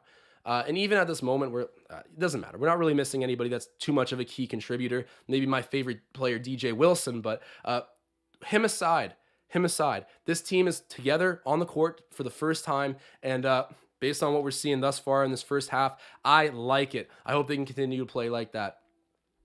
Hey, and we got Marcel Martin dropping another super chat. The GOAT coming in saying, OG is that guy. Crown this man. Big time praise for OG, who's got 14 points, 2 rebounds. He's 4 of 8 on field goals, 5 of 5 from the free throw line, and then 1 of 4 from 3 with 2 steals. I like it. I like it a lot. No turnovers, a couple personal fouls, but hasn't turned over the ball yet. Playing really, really well for this Toronto Raptors team. He went on some shooting runs there. I wouldn't say it was like an uber consistent effort for him through the first half, but going on little runs and helping this Raptors team ultimately get out to a nice halftime lead, up by 11. Just good stuff. And what he does defensively, you can't sleep on either. He is that two-way guy. Imagine him and I wonder what kind of dynamic him and Scottie could have like 2 years down the road from now, maybe even a little bit longer. I'm curious, man. We got some really good pieces. We don't need to hit any panic buttons. No one better be playing those kazoos trying to get us to go back to the lottery. There is nothing worth tanking for. This team already has enough mouths to feed. Why did I mispronounce that word? This team already has enough mouths to feed, and I think that adding in another lottery player, if you even get lucky enough to do it, it's just a gamble you don't need to take. Help develop your team with wins right now. That's my firm opinion. This team's going to be good in the very near future. Scottie Barnes' third year, dude. That's going to be the turning point. 2023-24. That's going to be the season the Raptors run right back to a conference finals or maybe even a finals. I'm praying. I know all of us are praying. Corey Foster's giving his score prediction saying Raps win by 5. I like that. A lot closer than a lot of people are pitching this game to be. Okay, Toronto's backyard with Susie pointing out LeBron's been playing center, positionless for sure. Smart move. You know what's funny about that is as much as he lines up at center, it just seems like LeBron does play the exact same way. Just whatever's written on the starting lineup is what he's categorized for that game. But that's where I kind of have that bone to pick with Magic Johnson being the best point guard of all time. Like, yes, he was probably the most dominant guy to play point guard, with the exception of Steph Curry, in my opinion. But like, a lot of people give him that number 1 point guard of all time respect because of the championships, the accolades. Like, it does make sense. He won finals MVP as a rookie. The guy was a freak, but still, like, I don't see him being like the traditional point guard. He was just generational in his own right as a player, kind of a positionless player. He had played center at times for the Lakers too. LeBron's that guy where I think sometimes he plays around with what he says he's suiting up as, but at the end of the day, it's just LeBron James on the court. And I got to give my opinion, the best point guard of all time is Steph Curry. Maybe some people, especially some old heads, will be hating on me for that, but feel free to give your opinion in the chat. I know there's a way to run polls here. Let me see. All right, I'm going to run this poll. I'm very inexperienced with this. Is Steph Curry the best PG of all time? We are getting so off topic here, but I'm curious. This is always controversial. I have a feeling the answer is going to be no, but some people say it's Chris Paul. Like, get out of here. All right. Is Steph Curry the best? I'm going to ask the community. I don't know if this is going to work, but hoping it is. First time I've done this. And Joel Wright asking, is Barnes ever going to get an assist? Maybe never at this point. All right, I just made that poll, and I don't know where it went. Oh, here it is. You guys let me know. Am I crazy for saying Steph Curry's the greatest point guard of all time? I mean, just change the game completely. There might not, as Fred VanVleet says, there might not be a spot in the NBA for a 6-foot point guard like himself without Steph Curry paving the way. An absolute trailblazer in how this game's played. Shouts out to Steph Curry. He's still making his MVP case. I'm not like a Curry fanboy, but I appreciate greatness when it's right in front of my face. Hey, and we got a hello from the Ukraine. Shouts out to all of our international fans. This is like one of the first people I've seen from the Ukraine in the chat. We got a whole bunch of people from Britain, Australia, all those good places. But shouts out, I can't even pronounce that name, but shouts out to whoever's viewing from the Ukraine. Appreciate you guys being in here right now. Jose Calderon saying Chris Paul's top 5 on that point guard list. I think that's a fair take, but not having the championship will hurt him. Okay, an Agent 47 sort of hitting me with a dose of my own medicine, saying Curry's more of a shooting guard than a out and out point guard, in my opinion. I mean, like, yeah, but the assist numbers are still there for Curry, and he play makes so much in spaces for his team. I still see him as like that traditional point guard role who just happens to be the best shooter of all time. But I get what you're saying. That's a fair critique. Everyone's going to have their own take on who is the greatest true point guard of all time. And I do appreciate Chris Paul. I just think he needs that championship. And yeah, put John Stockton on that list right there too. Muggsy Bogues, someone says, that's Tom Duke in the chat saying Muggsy Bogues, former Raptors, shout out him. Short King. And Marcel Martin saying Banton, top point guard of all time. I can agree with that. Okay, and this is a good thing to point out here. So Rajano in the chat saying, why don't you show the game? I don't think anybody actually has really the licensing agreement with the NBA to live stream games other than like big cable networks like Rogers, like Sportsnet, TSN, ESPN, all that. Those are the guys who really own the broadcast of the game. Because in theory, if I have it playing on the screen here, no matter how much the NBA likes our channel, and by the way, we have partnered with the NBA. We're using their clips now, as you guys can tell from some of the videos we've posted. But still, the live streaming rights, I think even big time players like Flight Crew, other guys who do a lot of basketball related content, they don't actually live stream the game. They go and take clips after it's posted. And it's because if I'm live streaming it, in theory, you don't even need to buy a cable because you can, or the NBA Game Pass, because you can just come to my YouTube channel and watch through that. Yes, you need to hear me talking like an idiot the whole time, but still, I think the NBA wants to prevent those kind of situations.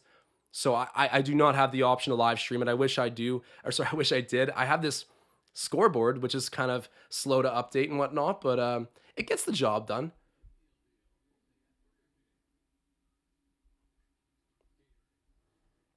Yes, Tanaya is saying if you stream, you get strikes.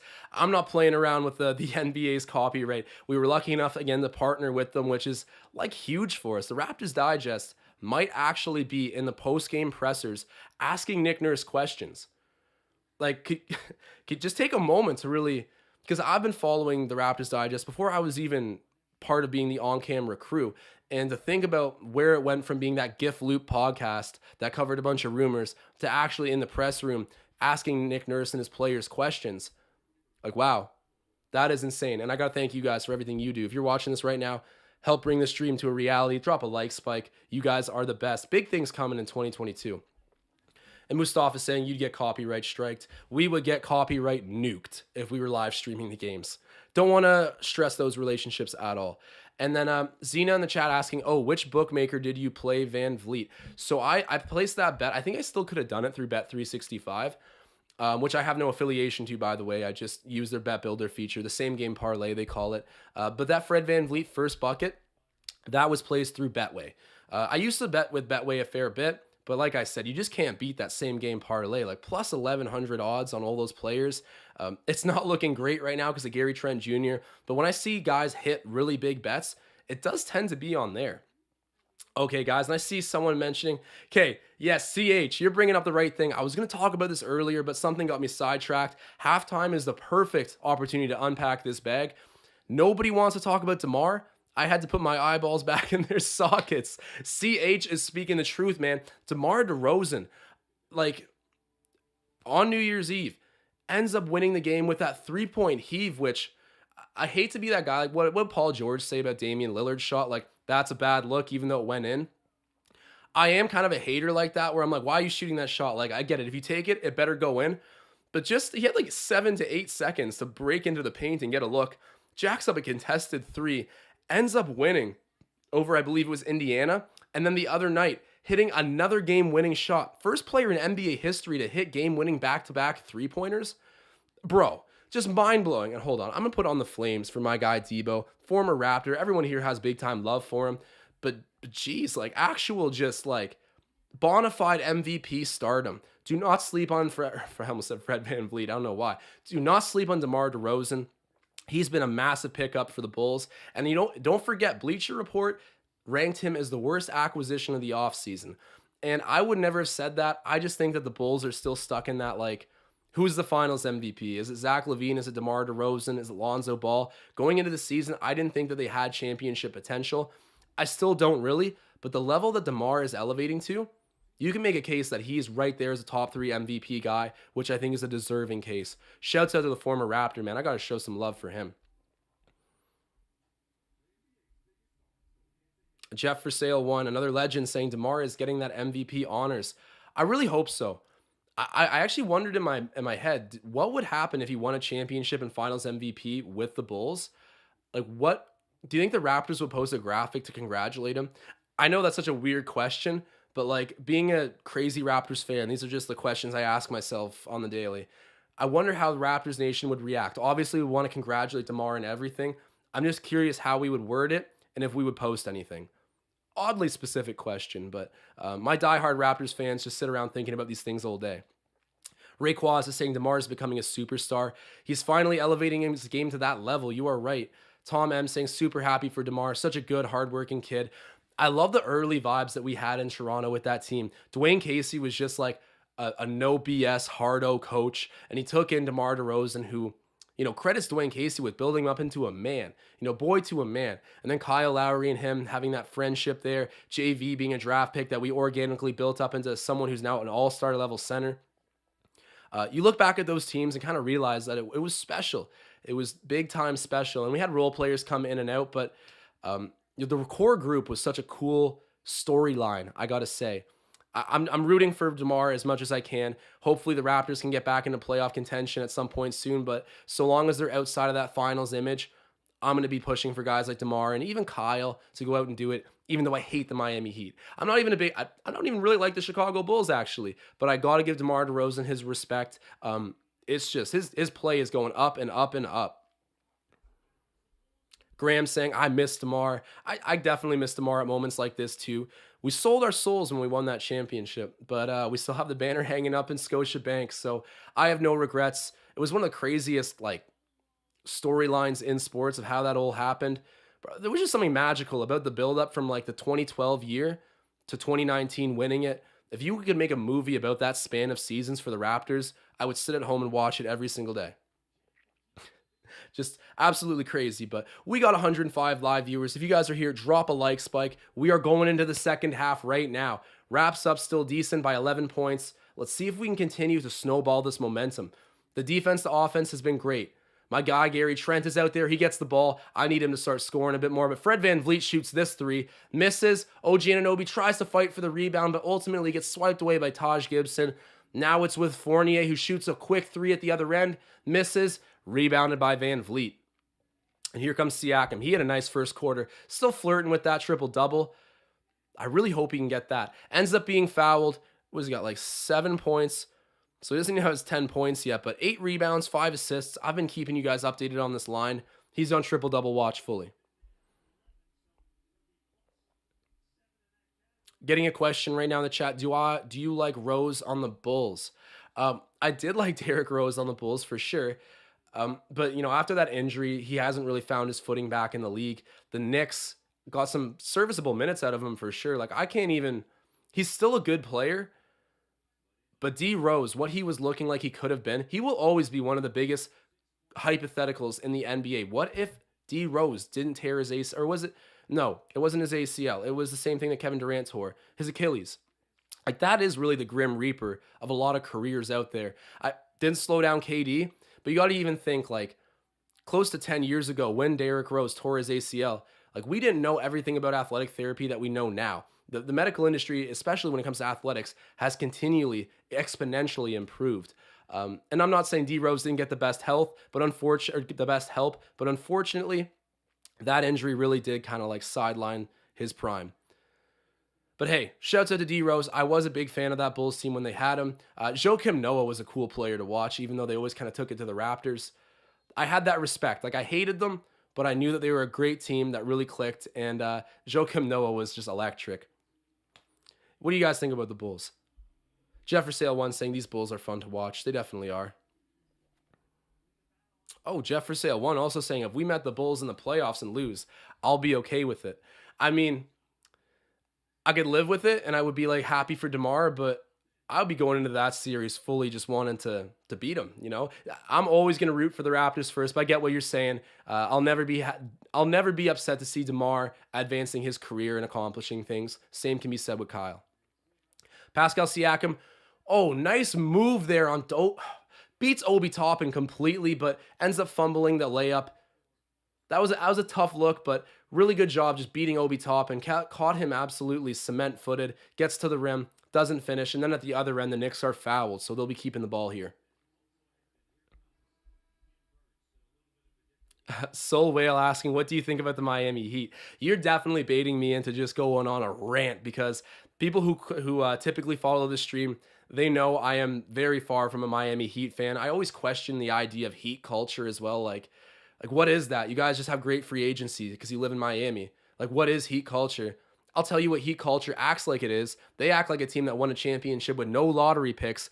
They act like they had an undrafted guy go and get a finals MVP vote. They acted like they need to survive up in the North. No, they're in Miami. They got LeBron James, Chris Bosh, Jimmy Butler, all in free agency. Basically Kyle Lowry in the sign and trade too. Like, I think the Raptors don't get a lot of credit for being the absolutely well-oiled machine that they are, but everyone just looks at the Miami Heat and says, yo, they some dogs. It's like, yeah, I get it, but give the real respect to the teams that really deserve it. Like, I know they went to the finals with Jimmy just going crazy, but even then, Jimmy came there, that guy, in free agency. It's not like you built Jimmy. We had to build our championship ground up. I'm going to stop ranting, but you guys get what I mean.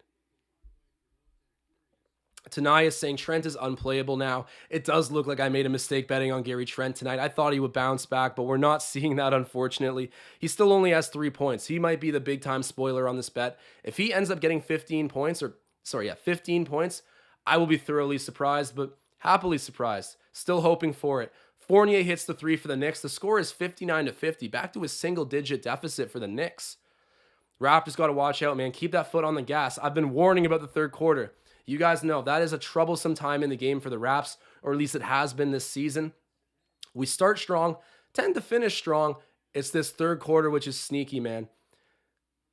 Got to be good here. On home court and everything. I know there's no fans, but you got to take advantage. The Knicks aren't at full strength. They're already struggling. You guys know the reasons. We want to win tonight. Fred VanVleet with the ball. Finds OG Anunoby. About to get double teamed, but shoots the mid-range, misses that off the front of the rim. Emmanuel quickly comes the other way for the Knicks. Oh, nice pick off there by Pascal Siakam. Great job on... Okay, what does he have for defensive numbers right now? I know he has... Okay, he's got 1 steal. That might have been his second steal there, but Pascal Siakam playing a very well-rounded game, and that was his second steal. So Siakam with 8, 8, and 5 with 2 steals. Love to see it. Scottie Barnes had a nice block earlier this game too. Pretty good offense as well. He's been efficient tonight. I'm hoping I can see some more touches for Scottie and hopefully an assist too. I put that bet down and it seemed to make a lot of sense. And a nice soaring dunk for Khem Birch. Flames are on, ladies and gentlemen. Shouts out the Canadian, streaking down, getting the dunk. Raptors making easy work here, the Knicks defense. Obi Toppin has it, guarded by Siakam.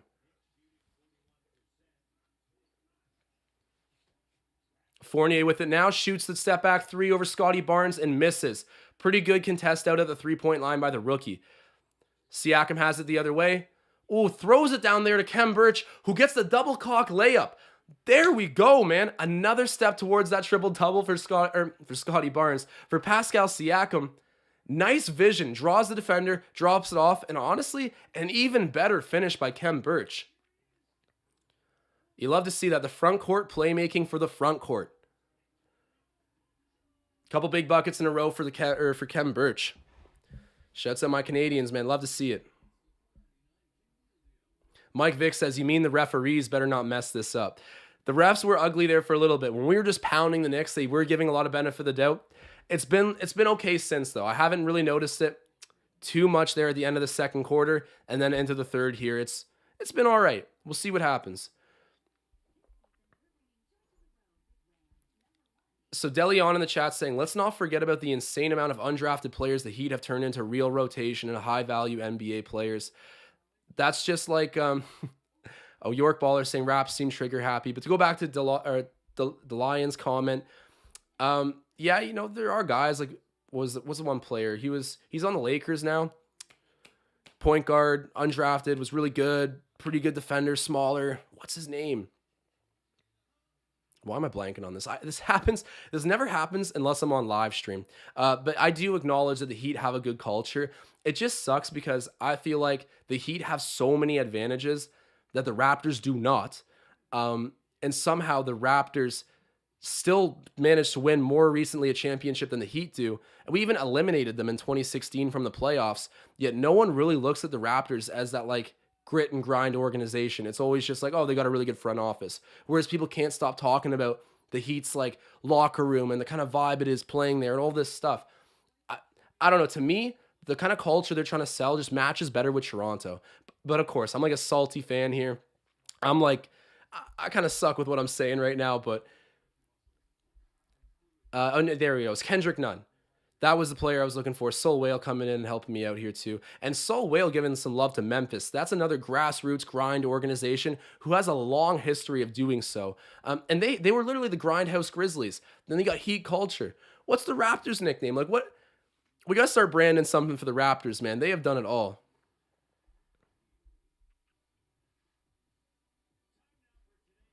And Tom Moreau, he's checking me here saying, Josh, so Siakam off the bench, eh? Okay, Tom. Okay, hear me out. Hear me out. Just because this is like a crazy thing I propose. I'm going to give some context here. So I said the other day, when everyone's healthy, obviously you have that weird dilemma where you either play small ball, essentially starting Pascal Siakam at the 5, or you figure out who you're going to put to the bench to allow Kem Birch or Precious start at the 5, who are actual natural 5s. My proposal was absolutely insane, but I thought if we were going to start Kem Birch, who kind of deserves to start at the 5, so long as we're not doing positionless basketball. But the idea was that if you could convince Pascal Siakam to come off the bench, and I know the guys, like, don't jump on me yet. This is a hypothetical. I know that there's practical reasons why this wouldn't likely happen. But in a perfect world where everyone's just down to do exactly what coach says and no hard feelings and, forget the contracts, just the strict betterness of this team, or betterment. Pascal Siakam coming off the bench with the scoring we would already have in the starting lineup. Well, I mean, it would help balance the fact that the Raptors are like top 3 in starting offensive production, whereas they're like bottom 3 in the bench scoring. I just think it would even things out a bit. I know it's a crazy thing to say, but Pascal Siakam does well against under 500 teams. And when you're facing reserves off of an opposing bench, you got to think that Pascal Siakam would do what he does and eats. Whereas Pascal Siakam tends to disappear against bigger opponents. That was my thinking on it, guys. I'm not saying it's the correct thing, but Tom Moreau pointing out very well that Pascal Siakam's having a great night in the starting lineup and really has been more efficient as of late. A lot of people defend Siakam around here. I didn't react to it. Fred VanVleet hit a big three-pointer there, misses his second one, but he's stayed hot for the Raptors. I think he might still be leading us in scoring. He's got 18. So Fred VanVleet scoring 18 in 21 minutes tonight so far. He's been on. I mean, the starters in general have looked good, and they did end up committing to the positionless basketball, playing Pascal at the 5, I guess technically, even though they'll be guarding the 5 by committee. And he's looked good. He's looked good.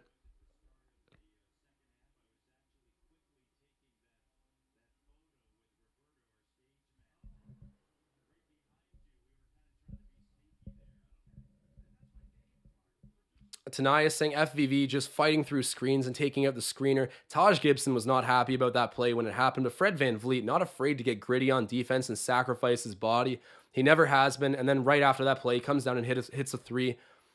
He might be 6 feet tall, guys, but he's making a case for an all defensive team, and he's a great two-way player, even beyond his position. OG Anunoby shoots the mid-range, just misses, and how does that work? I don't understand what just happened there. It looked like Obi Toppin might have stepped out of bounds, but Scottie Barnes ends up picking up the foul or the out of bounds, they said. That was very weird, but either way, it's Knicks ball at the moment. We'll call that a scoreboard call by the refs. Fournier's got it. Barnes covering him like glue. Shoots it over to Gibson and then eventually over to Quickly, who's guarded by OG Anunoby. Oh, calls off the screen. He wants to ISO OG. That's a bad idea, my guy. Misses the floater, but ends up drawing the foul. I don't understand where that foul was. And OG looks a little confused too. There wasn't really a foul there. He just stayed with him the whole way. Nick Nurse is making his case to the official. Like, what was that? I need a replay here, guys, but I don't know why Emmanuel Quickly, of all people, would want to go try to beat OG Anunoby to the basket. He's got no problem covering ones. Goes to the free throw stripe, ends up hitting his first. He's got another one to shoot, so maybe he made the right decision going on OG there, but that was a bad call by the refs. It's rare I say it, but that was a bad call.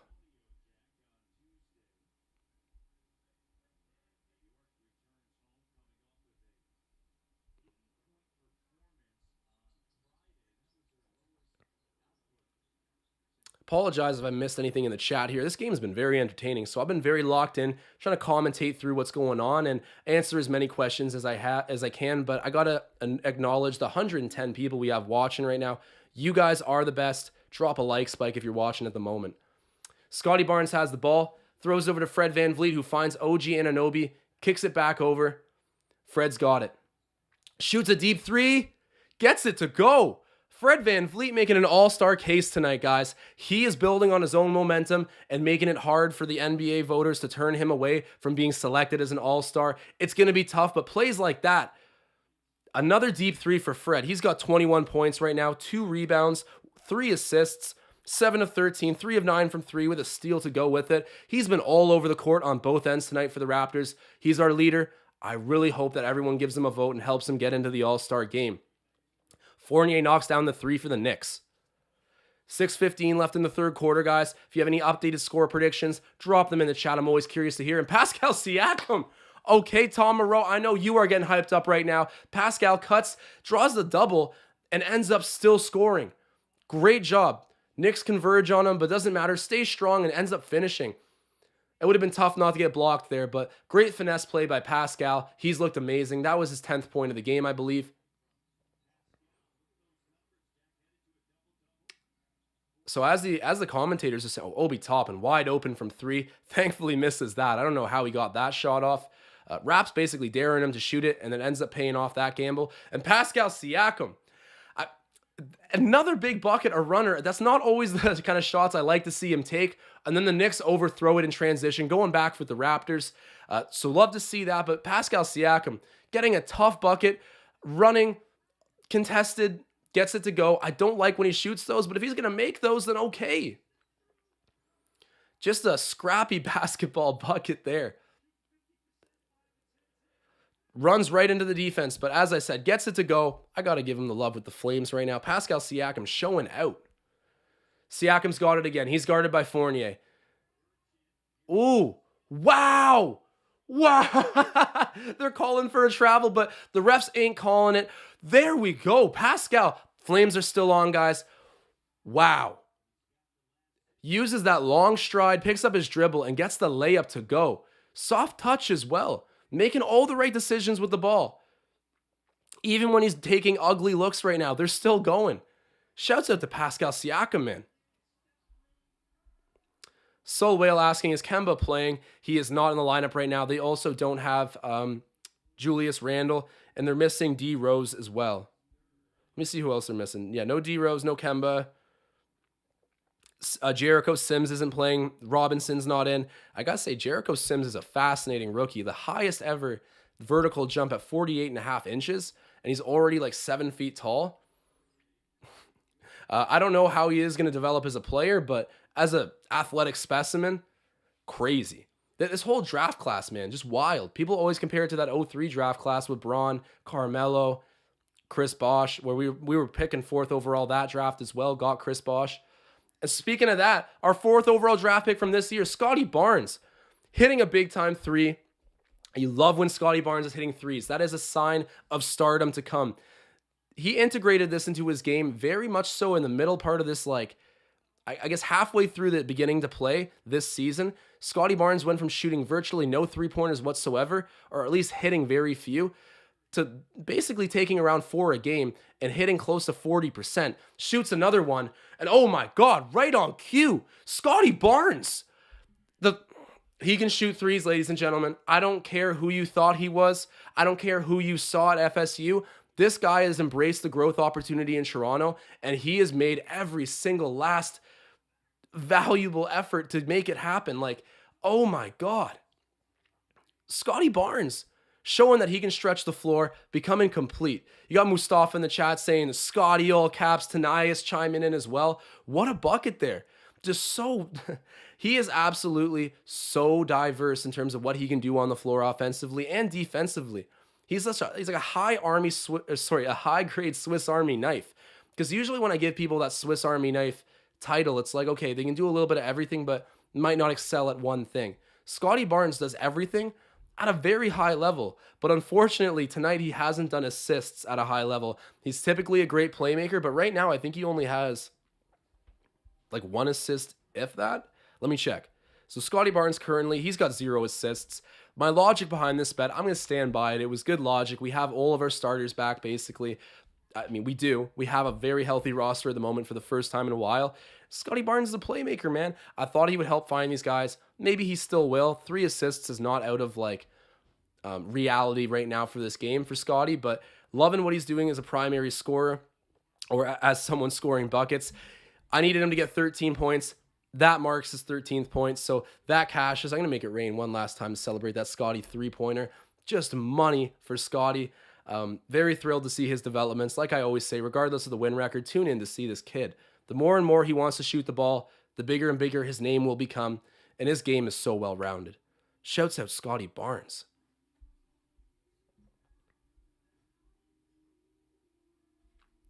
So Tristan Phipps asking, hey, yo, what happened to my membership? Tristan, I mentioned it to Ben. He said he was looking into it. I didn't get an immediate response. It was New Year's Eve, so it was kind of hectic. But definitely, if you've bought a membership or invested in our brand, like, we will fully reward you and make sure that we figure out exactly what's going on right now. I'll check up with Ben right after this game. I'm sorry that I don't even have an answer for you right now, this second. But the memberships are still certainly happening with the channel, and if you've paid for one, you will definitely be receiving one and all the perks that come along with that. We'll make sure the logos come back. I don't know if maybe YouTube requires some sort of update going into the new year. That's blasphemy. I don't know. That's probably not accurate, but I will figure it out with Ben immediately post-game. Sorry it's not already figured out. We value you guys, and you make the brand what it is. Appreciate you guys so much. So I will figure that out for you, Tristan. Our apologies in the meantime.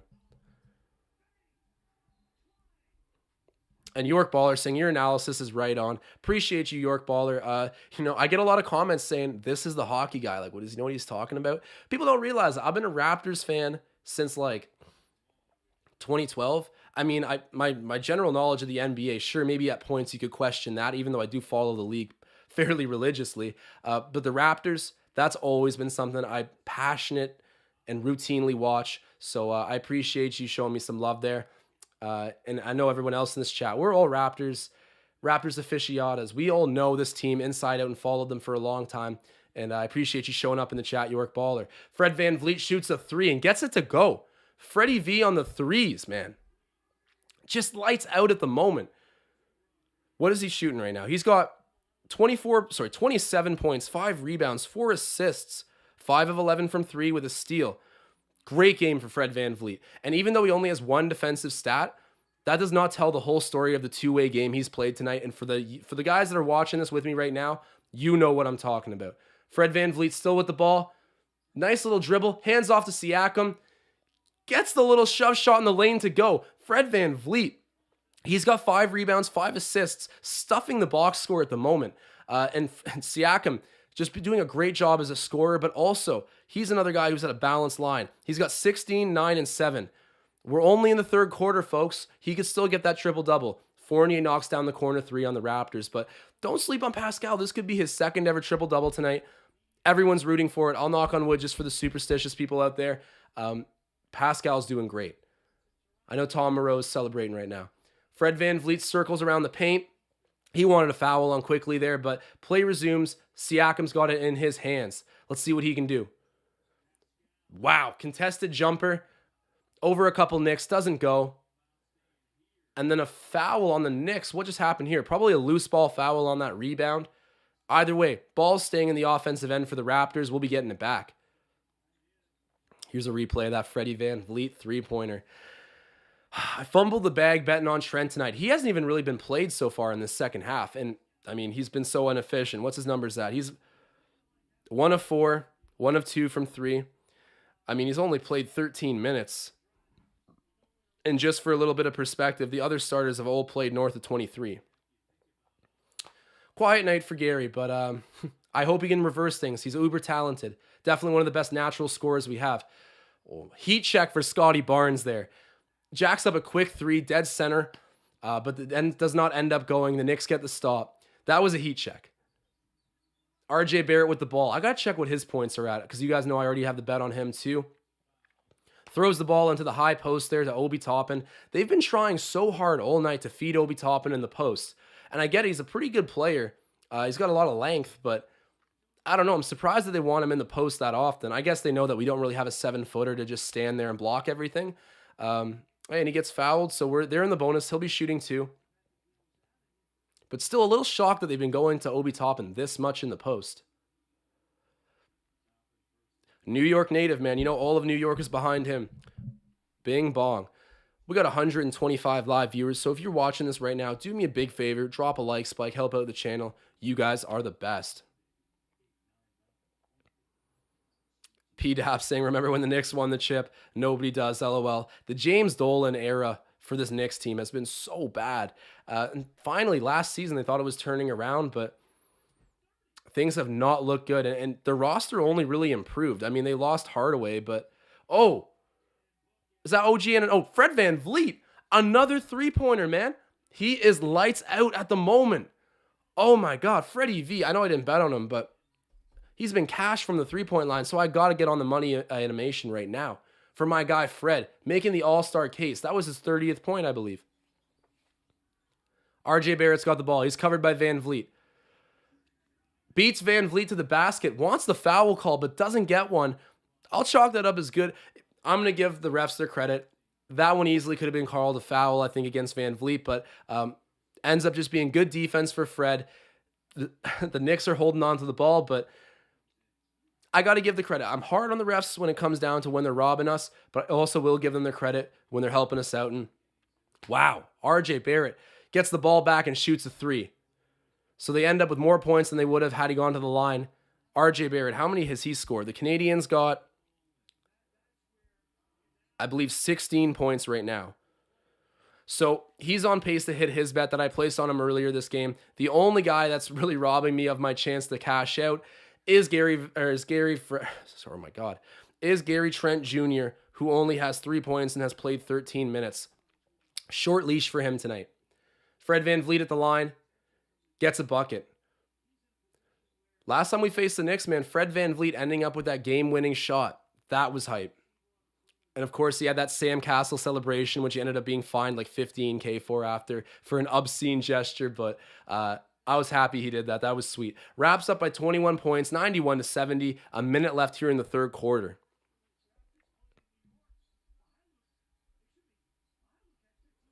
Sol Whale saying, hot take, Heat won't have any All-Stars this season. That is a hot take, but I don't think Bam's been at his normal level. Nice little defense to offense again for Toronto. Svi Mikhailiuk this time getting his first bucket of the game, I believe. Going out in transition, doing the right things. You guys know I'm a big Svi Mikhailiuk fan. Fiji Water getting the easy two for the Raptors. Up by 23. Ooh, okay, maybe that's why they're going to Obi Toppin in the post. Nice move for Obi. Little Siakam spin, and then a shove shot gets it to go. Nothing but net. Fred VanVleet at the other end. He has been red hot, guys. Red hot. North of 30 points now. He's squaring up Toppin. Shoots another three. Gets it to go. Fred VanVleet, man. Oh my God. I hear the commentators saying all-star. That's what he's playing like right now. He's making the case. Guys, if you have not voted, help Fred VanVleet go to the all-star game. He deserves it. Whole chat's going off right now. A-Cat's like, are you kidding me? Fred VanVleet. He can't miss from three-point range. Got that nice step back over Obi Toppin. And there we go, guys. Third quarter is done. Knicks missed the final shot of the quarter. And we are going into the fourth with like a 23, maybe 26 point lead. This is awesome. You love to see it, guys. The Raptors have made no mistakes. They've taken the gimmies tonight. And the real takeaway, I'm going to do the 5 takeaways after this game for sure. The defense is leading to offense. We got a big team that's like very wing centric that likes to play aggressive defense. So it makes sense that we're going to be running the floor and trying to look for transition buckets. And tonight we've been massively rewarded in that regard. We got a review right now on this final shot. I don't know what the review exactly is. I guess they're just trying to see maybe if it went out of bounds before the time expired. If it did, it was off of Obi Toppin's head. So we'll see. Either way, nothing really that influential happening at the moment. Raps are up big at this time.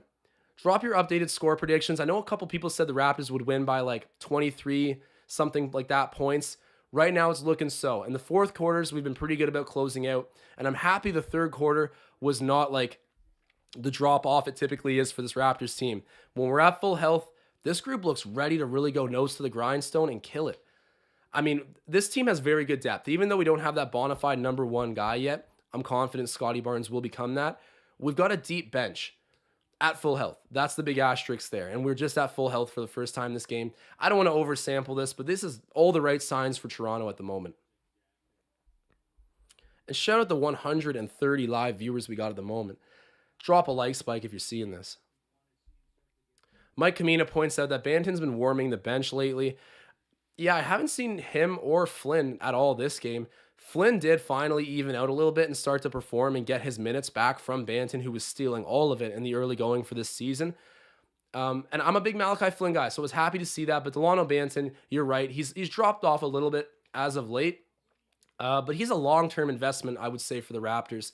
His length and ability to score at that position, at the one, I mean, that combination makes him pretty unique, right? So I think the Raptors do have a lot of long-term plans for him. But of course, I mean, Mike Kamina, I have noticed the same thing you have with him not being out there as much recently. A little bit of a drop-off for Banton, but the Canadian will rebound. First ever Canadian drafted by the Raptors. People love Delano Banton. The Toronto accent on him is thick as well. Like, you can tell he is from Rexdale.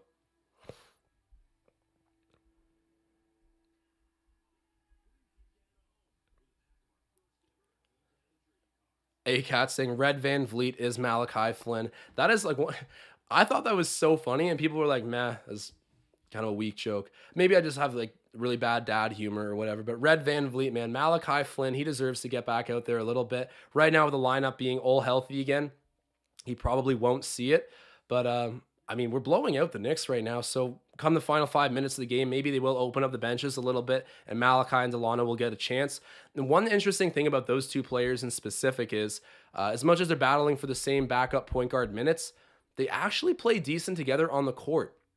Both of those guys. I mean, Malachi Flynn, I understand he's like 6'1" at best, but still, he's got a very great basketball skill set. He can score in so many ways, and despite his size, he can score at the rim too. Probably just as much as like a Fred VanVleet can, given their role in minutes and all this stuff. Like, he is offensively solid, and then defensively, yeah, he's small, but he works so hard, and he's a smart defender too. I'm a big fan of Malachi Flynn's skill set. Had COVID not ruined the NCAA tournament that season, I think him and the number one ranked Aztecs might have gone deep and really boosted his draft stock. Raps get him at 29th overall. I know Desmond Bane was the pick right after, so yes, that hurts, but I will take Malachi Flynn. I think he's an awesome player for this team. And Delano Banton and him, a little bit of sneaky chemistry when they play together. We'll see if they end up opening the benches in the final 5 minutes, because right now, Toronto's just dominating New York. Bing bong.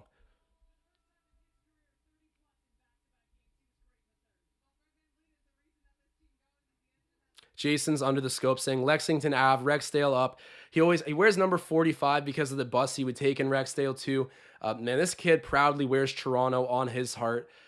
Gotta love Delano Banton. I know that a lot of times I've been like, get Malachi Flynn in there. Banton's getting way too many minutes. But as much as I speak my mind in that regard, I cheer for both of those guys, and I'm so happy that we have another Canadian on the roster who I think will be around for a long time. Kem Birch compared Delano Banton to Sean Livingston, and I think that's like the most spot-on comparison he could have got.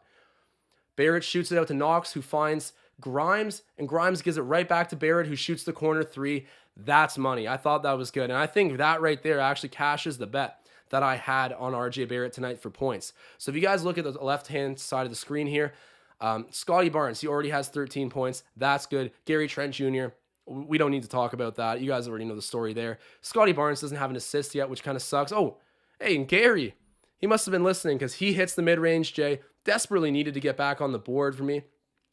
My hopes of him hitting his bet are pretty well gone, but I'll take the easy bucket in the mid-range for Gary. Anything to help him keep his momentum, or correct his momentum, I should say. He's been in a bit of a slump recently. But right now, the bets would have been pretty nice had I not gone and put that bet on Gary Trent. I think Scottie Barnes could still get 3 assists, albeit kind of unlikely. Especially if we keep beating them this bad and we end up opening the bench. It'd be good to get some reserves, some minutes right now. Oh, nice steal by OG Anunoby. Great anticipation, gets fouled in transition. I think the NBA is going to correct that. I think that they're going to take away the fouls in transition and turn them right into shots at the free throw line.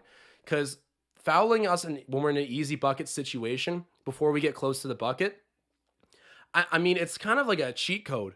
Really, I get it that you get closer to being in the bonus, but the NBA wants more entertainment value as much as they possibly can. That's why they made the three-pointers like, they're not baiting people into those like three-pointers now where it's like the unnatural offensive movement. You can't draw fouls the way Trae Young was doing it versus New York in the first round last season. That's been corrected. I think the next rule change is going to have to do with fouling in transition. That's going to make the whole entire spectacle of transition hoops so much more grand. And probably more fair. It'll reward defensive effort and pushing the ball more. This Raptors team would certainly get a big boost from that rule change, which I think could possibly happen. We got Pascal Siakam at the free throw line at the moment. He's been there a few times tonight. He's got 16 points, 10 rebounds, 7 assists. Flirting with that triple-double still. He needs 3 more assists to actually make it happen, but it would be the second one of his career. Everyone's rooting that on. Shouts out Pascal. Having a nice game. Man, Fred VanVleet's got 35 points, 5 rebounds, 5 assists. He's got like 6 3-pointers as well. All-star case. He is making that. Pascal hits the second one. Here come the Knicks with the ball. If you guys are watching this right now, do me a favor. Drop a like spike. Every like helps our channel out so much. We're at 99 right now. Pump this thing up north of 100. I appreciate you guys so much. Knicks score the basket. There's 10 minutes left here in the game. OG Anunoby crosses half with the ball for Toronto. Precious Achiuwa sets the pick. OG takes a pretty open 3. Just misses it, but that's a loose ball foul. Kevin Knox picking it up versus Chris Boucher. It should be staying Raptors ball here. 101-79 the score. Love it, man. Love it, love it, love it. Taking care of home court. I know nobody's in there, but we got to improve that home record. Raptors playing at home is an asset. We got to act like it. Gary Trent Jr. with the ball. Takes a 3. Come on, Gary. Give it to me. Give it to me. Misses. But Pascal Siakam gets in there, gets the offensive rebound, and is fouled again. Great job for Pascal. That's his 11th rebound, and he'll be going back to the line to get hopefully his 19th and 20th point of the game.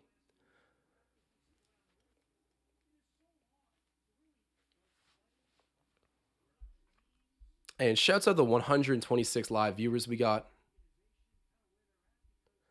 Oh, man, and I'm missing super chats right now. Shouts out Marcel Martin, dropping a super chat saying Steph Curry isn't the greatest point guard because he doesn't play like a point guard. He's a shooting guard in the point guard position. I guess that's kind of what I was arguing about Magic too, is that Magic was like a forward who played point guard technically. So I guess if you really do apply all of that logic and stay within those confines, you could maybe make like an argument for a Chris Paul or a John Stockton who didn't win a championship, but, you know, do the point guard position at a very beautiful, mechanical rate. Like, they are well-oiled machines at the one, and they play it the way the position was kind of designed to play. I think Marcel's got a good point there. I'm going to still go ahead and say that because of the way that Steph Curry changed the game, he's got to be the best point guard of all time. That's my opinion, of course, but Marcel's saying Steph Curry isn't the greatest point guard of all time because he plays like a shooting guard, which is fair. I was kind of making the same critique of Magic. Mike Kamina agreeing with Marcel there. But yeah, Saul Wales says Curry passes to his teammates also. I think you can't sleep on that, but I'll do enough of the Warriors talk here. We'll get back into the game. Pascal Siakam misses that layup, comes back the other way. Grimes shoots the mid-range, doesn't get it to go, and there's Chris Boucher to pick up a nice rebound. Gary Trent's got it. He hasn't shown up for me tonight, but Let's see if we can get a couple nice buckets down here before the end of the game. Precious Achiuwa in the corner. Pump fakes it, and he's going to back in on Burke. Good job by Precious. Gets the ball back off the rebound, ends up juggling it a little bit, man. Those stone hands, Tom Morrow mentioned it. The hands of Stone Precious. Doing all the right things, getting the offensive rebound, but gets it stripped, and then strips it right from Knox. Great job. I don't know why Knox just gave up on that, but big defensive play there. And then, wow. Okay, good ball security at the other end by Chris Boucher. Getting swarmed by Knicks players, holds onto it, gets fouled, doesn't get the bucket with it, but I was just surprised that he made it all the way to the rim, being grabbed up like that. 8:32 left in the game. Raps are up by 21 points. This is all the blowout we hoped it would be. PDAP saying Magic Johnson is the GOAT point guard. Fanfiction Pop Tart asking, hey Josh, would you say Gary Trent Jr. is the riskiest player to bet on? Yeah, he's up there. I would maybe say Pascal some nights, but Gary Trent Jr., he's been pretty consistent this season as a starter. As long as he starts, he tends to give a pretty consistent effort. This has been sort of an anomaly, bad stretch for him. I've defended Gary Trent Jr. and said he is more consistent than people give him credit for. We look to him to get a ton of buckets most games, but yeah, this stretch has been pretty tough for him. I'd say with this whole new with the health situation of the team restoring itself back to pretty much 100%, the adjustment period might make it a little bit risky, but typically I don't think he's the riskiest player to bet on. I'd say like OG Anunoby kind of is, because sometimes OG will have like a big night where he plays a lot, but he's essentially just like taking wide open 3-pointers and playing really hard defense. It's not every night that OG kind of turns on that primary scoring switch, whereas I feel like as long as Gary Trent Jr. hits his first couple shots, he tends to have the green light the rest of the game.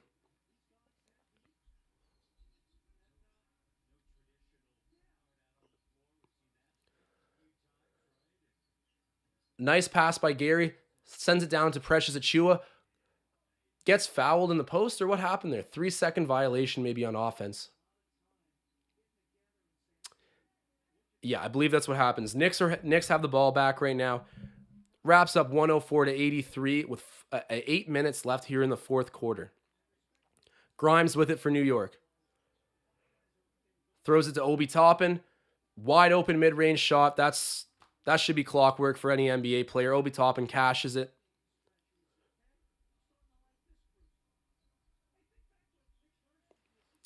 Send Bimmons in the chat saying Gary will bounce back, but I still think he shoots too much when he's having an off night. I kind of like that a little bit just because he's so fearless. Like, he'll continue to pile it on. Nice bucket there. 2 points there scored by Chris Boucher. I think that might have been an alley-oop, but either way, Chris getting the 2 for the Raptors. And then Grimes missing the shot at the other end. Precious Achiuwa getting the defensive rebound. But I agree, it's like a curse and a blessing. Gary Trent Jr., he does continue to shoot even when he's struggling. And I think that's a sign of a great shooter. But yeah, it does make betting on him kind of sketchy because, I don't know, he can be streaky at times. Overall, I tend to think Gary Trent Jr. is pretty consistent. It's just this last couple games has been an ugly stretch. And I think part of the reason he is consistent is most times if he's missing his shots, he'll still keep taking them with confidence. And that'll eventually will even out as he develops. Chris Boucher, after going down there, gripping his right ankle a little bit. Hopefully he's okay. He's found himself a little bit more in this past stretch of basketball. Grimes shoots the 3. Pascal Siakam with a very late contest, and Grimes misses. OG brings it the other way. Nice pass there on the interior to Pascal on the baseline, but it's ripped away by Grimes.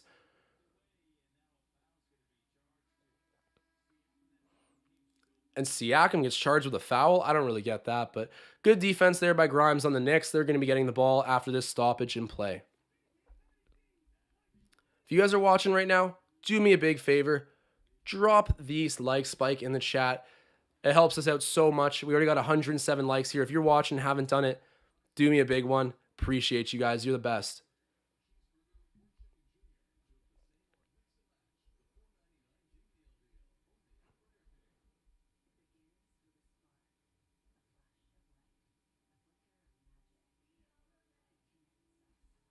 Fanfiction Pop-Tart making an important point here that I kind of just briefly mentioned.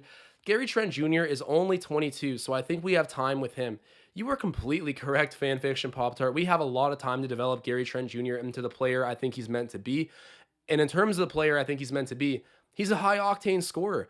Um, I try to find a bit of a comparison for him at times. Like when he's trying to score, he kind of reminds me of a Jalen Brown with how his like scoring outlook is usually approached. However, like Jalen Brown does a lot more in terms of rebounding and assists, like just an overall better player. But in terms of stylistically how they try to score the bucket, I do see a lot of similarities between Jalen Brown and Gary Trent Jr. I'm not trying to say they're on even ground here or anything, but the point is Gary Trent Jr.'s got a smooth offensive game. I always say, sort of even with Scottie in the conversation, I think our most natural shooter, like the guy who's just poised the best to be a final shot kind of guy, is Gary Trent Jr. Like the offense always looks most natural through Gary. And I'm not saying that Fred VanVleet doesn't deserve to take the big shots. Like he does. He's worked for it. But at 22 years old, Gary Trent Jr. is a sign of a guy who's comfortable as a shooter. Even when he's missing, he continues to shoot. He's got that mental maturity and that grit and grind style that I think people sleep on. He's a legitimate good two-way defender. Or good two-way defender. He's a good defender and offensive guy. So great two-way player in general. I still think we won that trade, even though Norman Powell upped on a very good contract with Portland at a very good rate. Still happy we have Gary. He fits that core of our team much better anyways.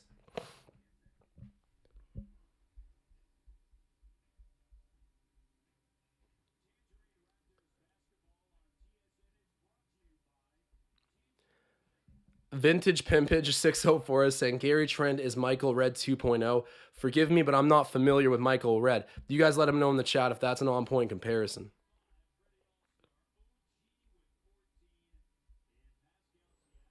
Man, there is a lengthy argument right now in the chat about the top point guard of all time, who's number one ranked. I said earlier I think it's Steph Curry, and now we're debating over what really goes into being considered a point guard. Interesting breaking down this criteria right now. If you guys are in the chat engaging in this one, it seems to be a juicy debate at the moment. Chris Boucher, great perimeter defense on Knox, ends up taking away the ball, coughs it up for a moment, but it's a foul against the Knicks, so the Raptors hold on to the ball, going the other way. Things look great on the Raptors bench right now. Fred VanVleet and Justin Champagnie laughing lightheartedly. Things feel good. Pascal Siakam's got it going. The Raptors are only 11 turnovers tonight compared to the Knicks, who have 17. Chris Boucher's kind of had a nice little late performance. Let me see what he's at. So Chris Boucher has 12 points, 4 rebounds. He's at the line right now, shoots his first. So he could have 14 at the end of this, and he's got 2 steals and 2 blocks. Man, shouts out to Chris Boucher. This is obviously not as offensively potent a performance. Gets his second free throw. But still, he's finding a way to be productive and do the things that we need him to do with a full, healthy lineup. This is what will make or break Chris Boucher. I genuinely believe that. Because before, he's always done so well when we make him basically the only center on the team. But to play integrated with a winning roster of guys who are all healthy, that's new for Chris. He's never really gotten that opportunity before, and it's starting to pay off. Hopefully these improvements are just here to stay for the season for the Canadian Chris. Gary Trent Jr.'s got the ball, takes the mid-range shove shot, misses that again. Oh, Gary Trent Jr. having a tough night. Bad night to bet on him. I wonder if our guy Scottie Barnes has any more assists. I don't think he does. Scottie Barnes, no assists. He's got 13 and 3, so he just hit the points prop that I put down on him. Siakam, 18, 12, and 7. Just a great all-around performance. Gary at 5, 4, and 2. Fred VanVleet, 35, 5, and 5. I imagine he's done for the night. He's on the bench right now, and I think they're going to clear the bench out for the Raptors, let some depth guys get back in there, because this has been a sound effort from the opening tip-off to hopefully what will be the final whistle. We still have 6 minutes to go here, but 108 to 85 is the score, and Fred VanVleet tallying up 35 of those points and doing a very underrated job on defense. Pascal Siakam, another story tonight. He's got the ball, guarded by Obi Toppin. Ends up being fouled, it looks like. Wow, man, but Pascal can't miss right now. We got 140 live viewers. If you guys are watching at the moment, do me a favor and go ahead and drop a like spike. It helps out our channel so much. Sen Bimmons in the chat saying Freddie over 20 was a gift. That is an absolute gift. You are correct. I was thinking about betting on him tonight. I bet on him the other night again versus the Clippers, and that ended up paying out. But tonight, man, he follows it right back up with another 30-point performance and really just furthering his all-star campaign. He deserves this. He really does. I know I need to look into the competition of who else is cunning for spots right now and break down the numbers analytically in a comparison. But Fred VanVleet is at an all-star caliber regardless of whether or not he's picked this year. It's up to us as the fans to really help him get through with that fan vote. I know all of Canada is behind Freddie V. Grimes with a nice interior pass there to Toppin, who blows the layup. Good job by the Raptors sticking with it. Get the rebound. That's Siakam's 13th, I believe. And now he's covered by Grimes. Ooh, risky pass. It's picked off by Burke. Precious, block it. There we go. Big defensive play. Not giving up. Precious Achiuwa. I'm turning on the Flames for a defensive play right now. Precious. Great job. After Siakam turns over the ball, runs it down and gets the rundown block. You love to see it. Offensive rebound by Knox, gathered and put back up for the bucket. Man, I got to plug in my computer. I do not know why. It's almost dead at the moment. Should have had this thing plugged in from the start. And if you guys were here at the very beginning of the live stream, you know I had a brief moment of some technical difficulties. I spoke for about 2 minutes without realizing that my new microphone isn't hooked up into OBS yet. So I was muted for a good opening part of the game there. But we are back in action. Good to go.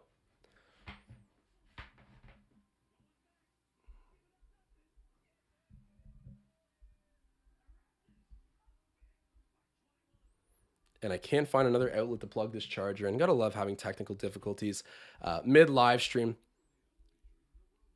Tom Moreau in the chat saying, don't get sloppy now, Raptors. You got to keep your feet on the gas. And the Raps have done a good job of doing that pretty much all game. I've been very proud with the start-to-finish effort. But as you're saying, Tom Moreau, we aren't finished yet. Hoping the Raps can finish strong the way that they started. The third quarter was so pivotal. That's what's hurt us in a lot of different games this season. But they took big-time care in the third quarter. Let me check what the deficit was in the third.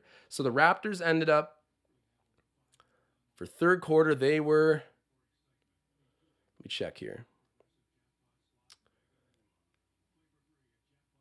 So the Raptors put up 40 points compared to the Knicks' 29 points in the third. That's how you got to do it. Big time lead for the Raptors going into the fourth quarter. They have gotten a little bit more sloppy, but even to this moment, I'm seeing very positive things from virtually everybody that's getting minutes right now from the Raptors, except for Gary Trent Jr., who I bet on. That's tough, but hey, happens.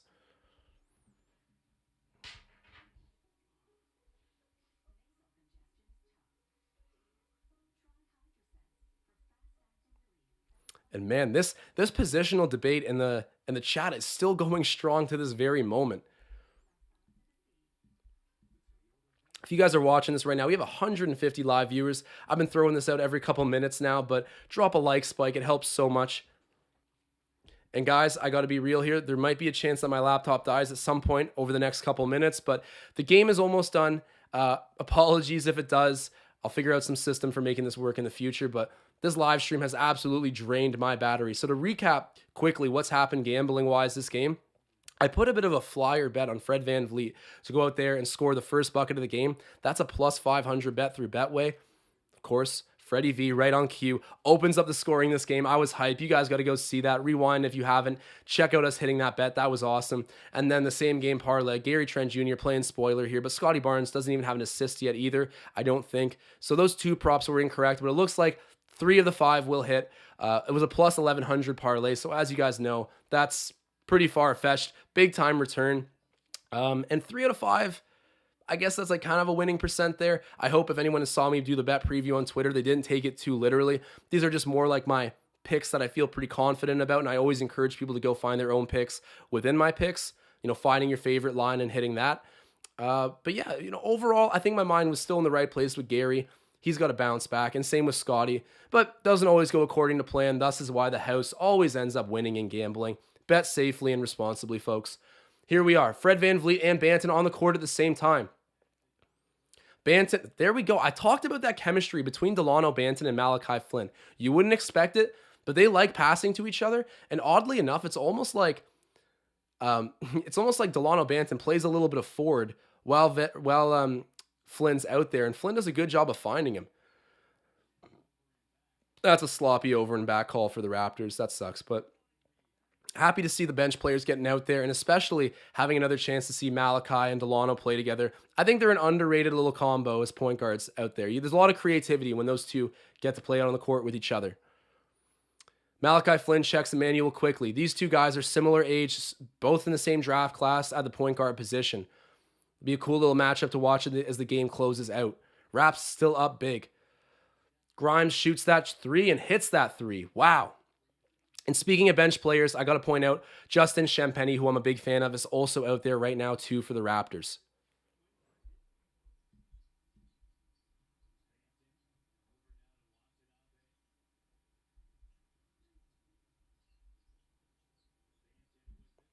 Someone in the chat, I gotta see who's saying that. Saying Achua is sloppy. It's ACAT saying Achua is sloppy. He is a little bit sloppy, but it's, oh, there we go. Speaking of that, Achua, offensive rebound, might have missed the putback, but it goes off of the glass, and Justin Champagnie, the ultimate cleanup man, is there to go and grab the rebound, put it back home for the Raptors. But yes, Achua is a little bit, Tom Moreau put it well. He's got hands of stone. But still, he goes to all the right places, works insanely hard, and is a good defender. So I got to say, Precious Achiuwa, only at 22 years old or whatever he is, very good investment long-term for the Raptors. And that was a great move by Delano Banton, but kind of a crummy layup shot, wasn't quite close. And then Obi Toppin catching a full court heave and immediately touch passes it to Grimes, who lays it up. That was a nice little full court set there by the Knicks. 112-94, just over 3 minutes left. Raptors hoping to close this one out on a very positive note. This has been a fun game to watch, guys, and I appreciate everybody who's been watching along on the live streams. Paul Blunt showing some love, saying Joshy Ice is the GOAT of the live watch-alongs. I gotta say, by the end of this thing, guys, I'm like sweating, slurring my words. Like, it can get ugly at points, but the fact that the chat just rides with me and we have fun watching these games, it's a great feeling. I mean, the fact that this is a YouTube channel we're trying to grow, that's definitely a big part of it, but I just enjoy doing this. So shouts out to you guys. It means so much to have everyone showing support. And here we go. Emmanuel quickly in the corner. Pump fakes the three. Takes his dribble back. And Yuta Watanabe, he's on him like glue. Yuta has had a very quiet offensive night. I don't even know if he's had a bucket, to be completely honest. I think he has at least some free throws. Wow, and Knicks hit the three. 112-97. Grimes is kind of coming on late for the Knicks. Yeah, I didn't know who he was at first, but he's feeling the disrespect. Right now, kind of taking it to the Raptors reserves. Yuta Watanabe shoots the three. There we go, man. That's my answer. Yuta Watanabe has hit a three tonight, and it was right in front of my face, knocking down that bucket. He always makes the most of his opportunities. That's the thing. Like, Chris Boucher is a guy that needs to play a ton to really feel like he's impactful. Whereas a guy like Yuta Watanabe, he doesn't need that full green light to go out there and be effective and do his role really well. And it's starting to be a change for Chris Boucher as well. Tonight was a great sign for Chris Boucher, resurrecting his season a bit. And he's going into contract free agency. You got to think it's in his own best interest to go out there and find a way to make impacts consistently. I think there's a very small chance the Raptors retain him, but who knows? I think they do like Chris Boucher, despite having the occasional issue with him here and there. Grimes shoots the three. Misses finally. That was a bit of a heat check. Or that wasn't Grimes. That was... Who was that? Number 2 on the Knicks. I'm not sure. I do this a few times a game. Chat, let me know. And then Sen Biman saying, how can you not ride with Raptors Digest? Love it, man. You guys are the best. I always say that and it sounds so corny, but I mean it. I love coming on here and doing my thing. Marcel Martin still at war talking about this Warriors roster. And guys, I'm a bit out of context right now in this debate. But Marcel Martin saying Shaq never winning Depoy is so wild, but then again, he was up against Ben Wallace. We're diving right into the annals of NBA history right now in the chat. But hey, it's good to just relax, do our thing, and enjoy this Raptors blowout victory right now. Up by 16 points, 1:30 left to go in the game. This is everything I hoped it was. And I can promise you there will be a 5 takeaways video after this. Mike Kamina saying, Josh, good job on the last video, by the way. Appreciate you. I've dropped a couple feature videos outside of the live streams. One, I broke down who DJ Wilson is and his kind of backstory. Just did a big information gather and tried to put it into an entertaining video for you guys. And then the one before, I talked myself off of the Pascal Siakam ledge. And by that, I mean, like, of course, I've been frustrated with him at points this season, but I more just broke down our contracts and explained why there's really no imminent need to trade Pascal, and he's actually done pretty well with Scottie Barnes on the court. So there's not really a conflicting issue there with the power forwards. In this game, we started with that small ball lineup that I wondered if we were going to go to, if we were going to go do. And I mean, it's rewarded you with the score and the performance. Everyone kind of chipping in for the Raps tonight. That is everyone except for Gary Trent Jr. He only has 5 points, and I've missed my bet on him. But back on topic to what I was saying. If you guys haven't checked out those videos after this game, go ahead and take a look at those. Appreciate that big time. In the corner, Champagnie knocks down the 3. Let's go. Champagnie Poppy doing his thing. He can stretch the floor. Hasn't quite translated to the NBA yet, but that is one of his skills. He's kind of a 3-and-D guy. Shouts out to Champagnie, the rookie, knocking down the 3. And we got Daniel Oturu out here, who I've talked about a fair bit as well. He's another 10-day contract guy. No DJ Wilson tonight, for those still wondering. He's out with COVID protocols. But, wow, Obi Toppin flushes the alley-oop there from Grimes. But back on the topic of our 10-day contract guys, Daniel Oturu is a player that I thought the Raptors were maybe going to draft instead of Malachi Flynn. Didn't end up happening. Went to the Clippers. In hindsight, I guess I could say I'm pretty happy about that because Oturu ended up here anyways, and I like Malachi Flynn. And Oturu fighting for the offensive rebound on the inside there and getting the putback bucket right on cue. I'll give him his flames. He's like pretty close to 7 feet, averaged over 20 points per game with Minnesota. And when I say Minnesota, I mean the Golden Gophers in D1. So he's like, don't sleep on him. He's a good prospect, but hasn't quite panned out yet. Curious if the Raptors might try to hold on to him a little longer than this 10-day. I don't quite think so. The roster's coming back right now. We're already pretty deep as is, but hey, who knows? He got a little bucket there. That's a nice sweetener for him. And the final score will be 120-105 as time expires with the ball in Delano Banton's hands. What a game. That was a lot of fun, guys. We might not have hit that big parlay that I had, but Fred VanVleet managing to reward me on a plus 500 bet on him to be the first bucket of the game. Just awesome stuff, guys. Definitely follow along on Twitter beforehand. I'm going to sign off a little bit quickly just because my laptop's about to abruptly cut out and die. But you guys have been so awesome. If you're still watching this at this point in time, do me a big favor and drop a like spike. It helps our channel grow so much. And Lazy Millennial right now saying Siakam hater Josh in shambles. Bro, I was in shambles watching some of these games with all the things I've said about Siakam. I'm man enough to admit when I was, making the wrong read-up points. And I'm not going to start a Siakam rant right now. I'm about to sign off, but everything I've said about Siakam is strictly just based on, how much we're paying him and where I want this team to go. It's not anything like I hate Pascal or don't believe he's a good player. It's always a very pragmatic argument with my outlook on Pascal. Hasn't been perfect, but it's getting better right now, and I'm giving him his flowers. Shouts out to Pascal Siakam, monster double-double again tonight, and almost picks up his second career triple-double. But this has been so much fun, guys. I could go through the comments again quickly. I'm worried about the battery life on my computer. I'll promise I'll have that figured out next time.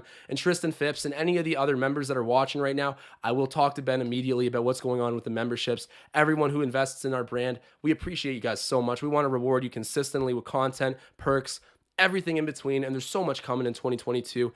Happy New Year's, everybody. I will see you very soon on the next live stream. Thank you for all showing out. This has been a very fun game, and in the meantime, I'm signing off.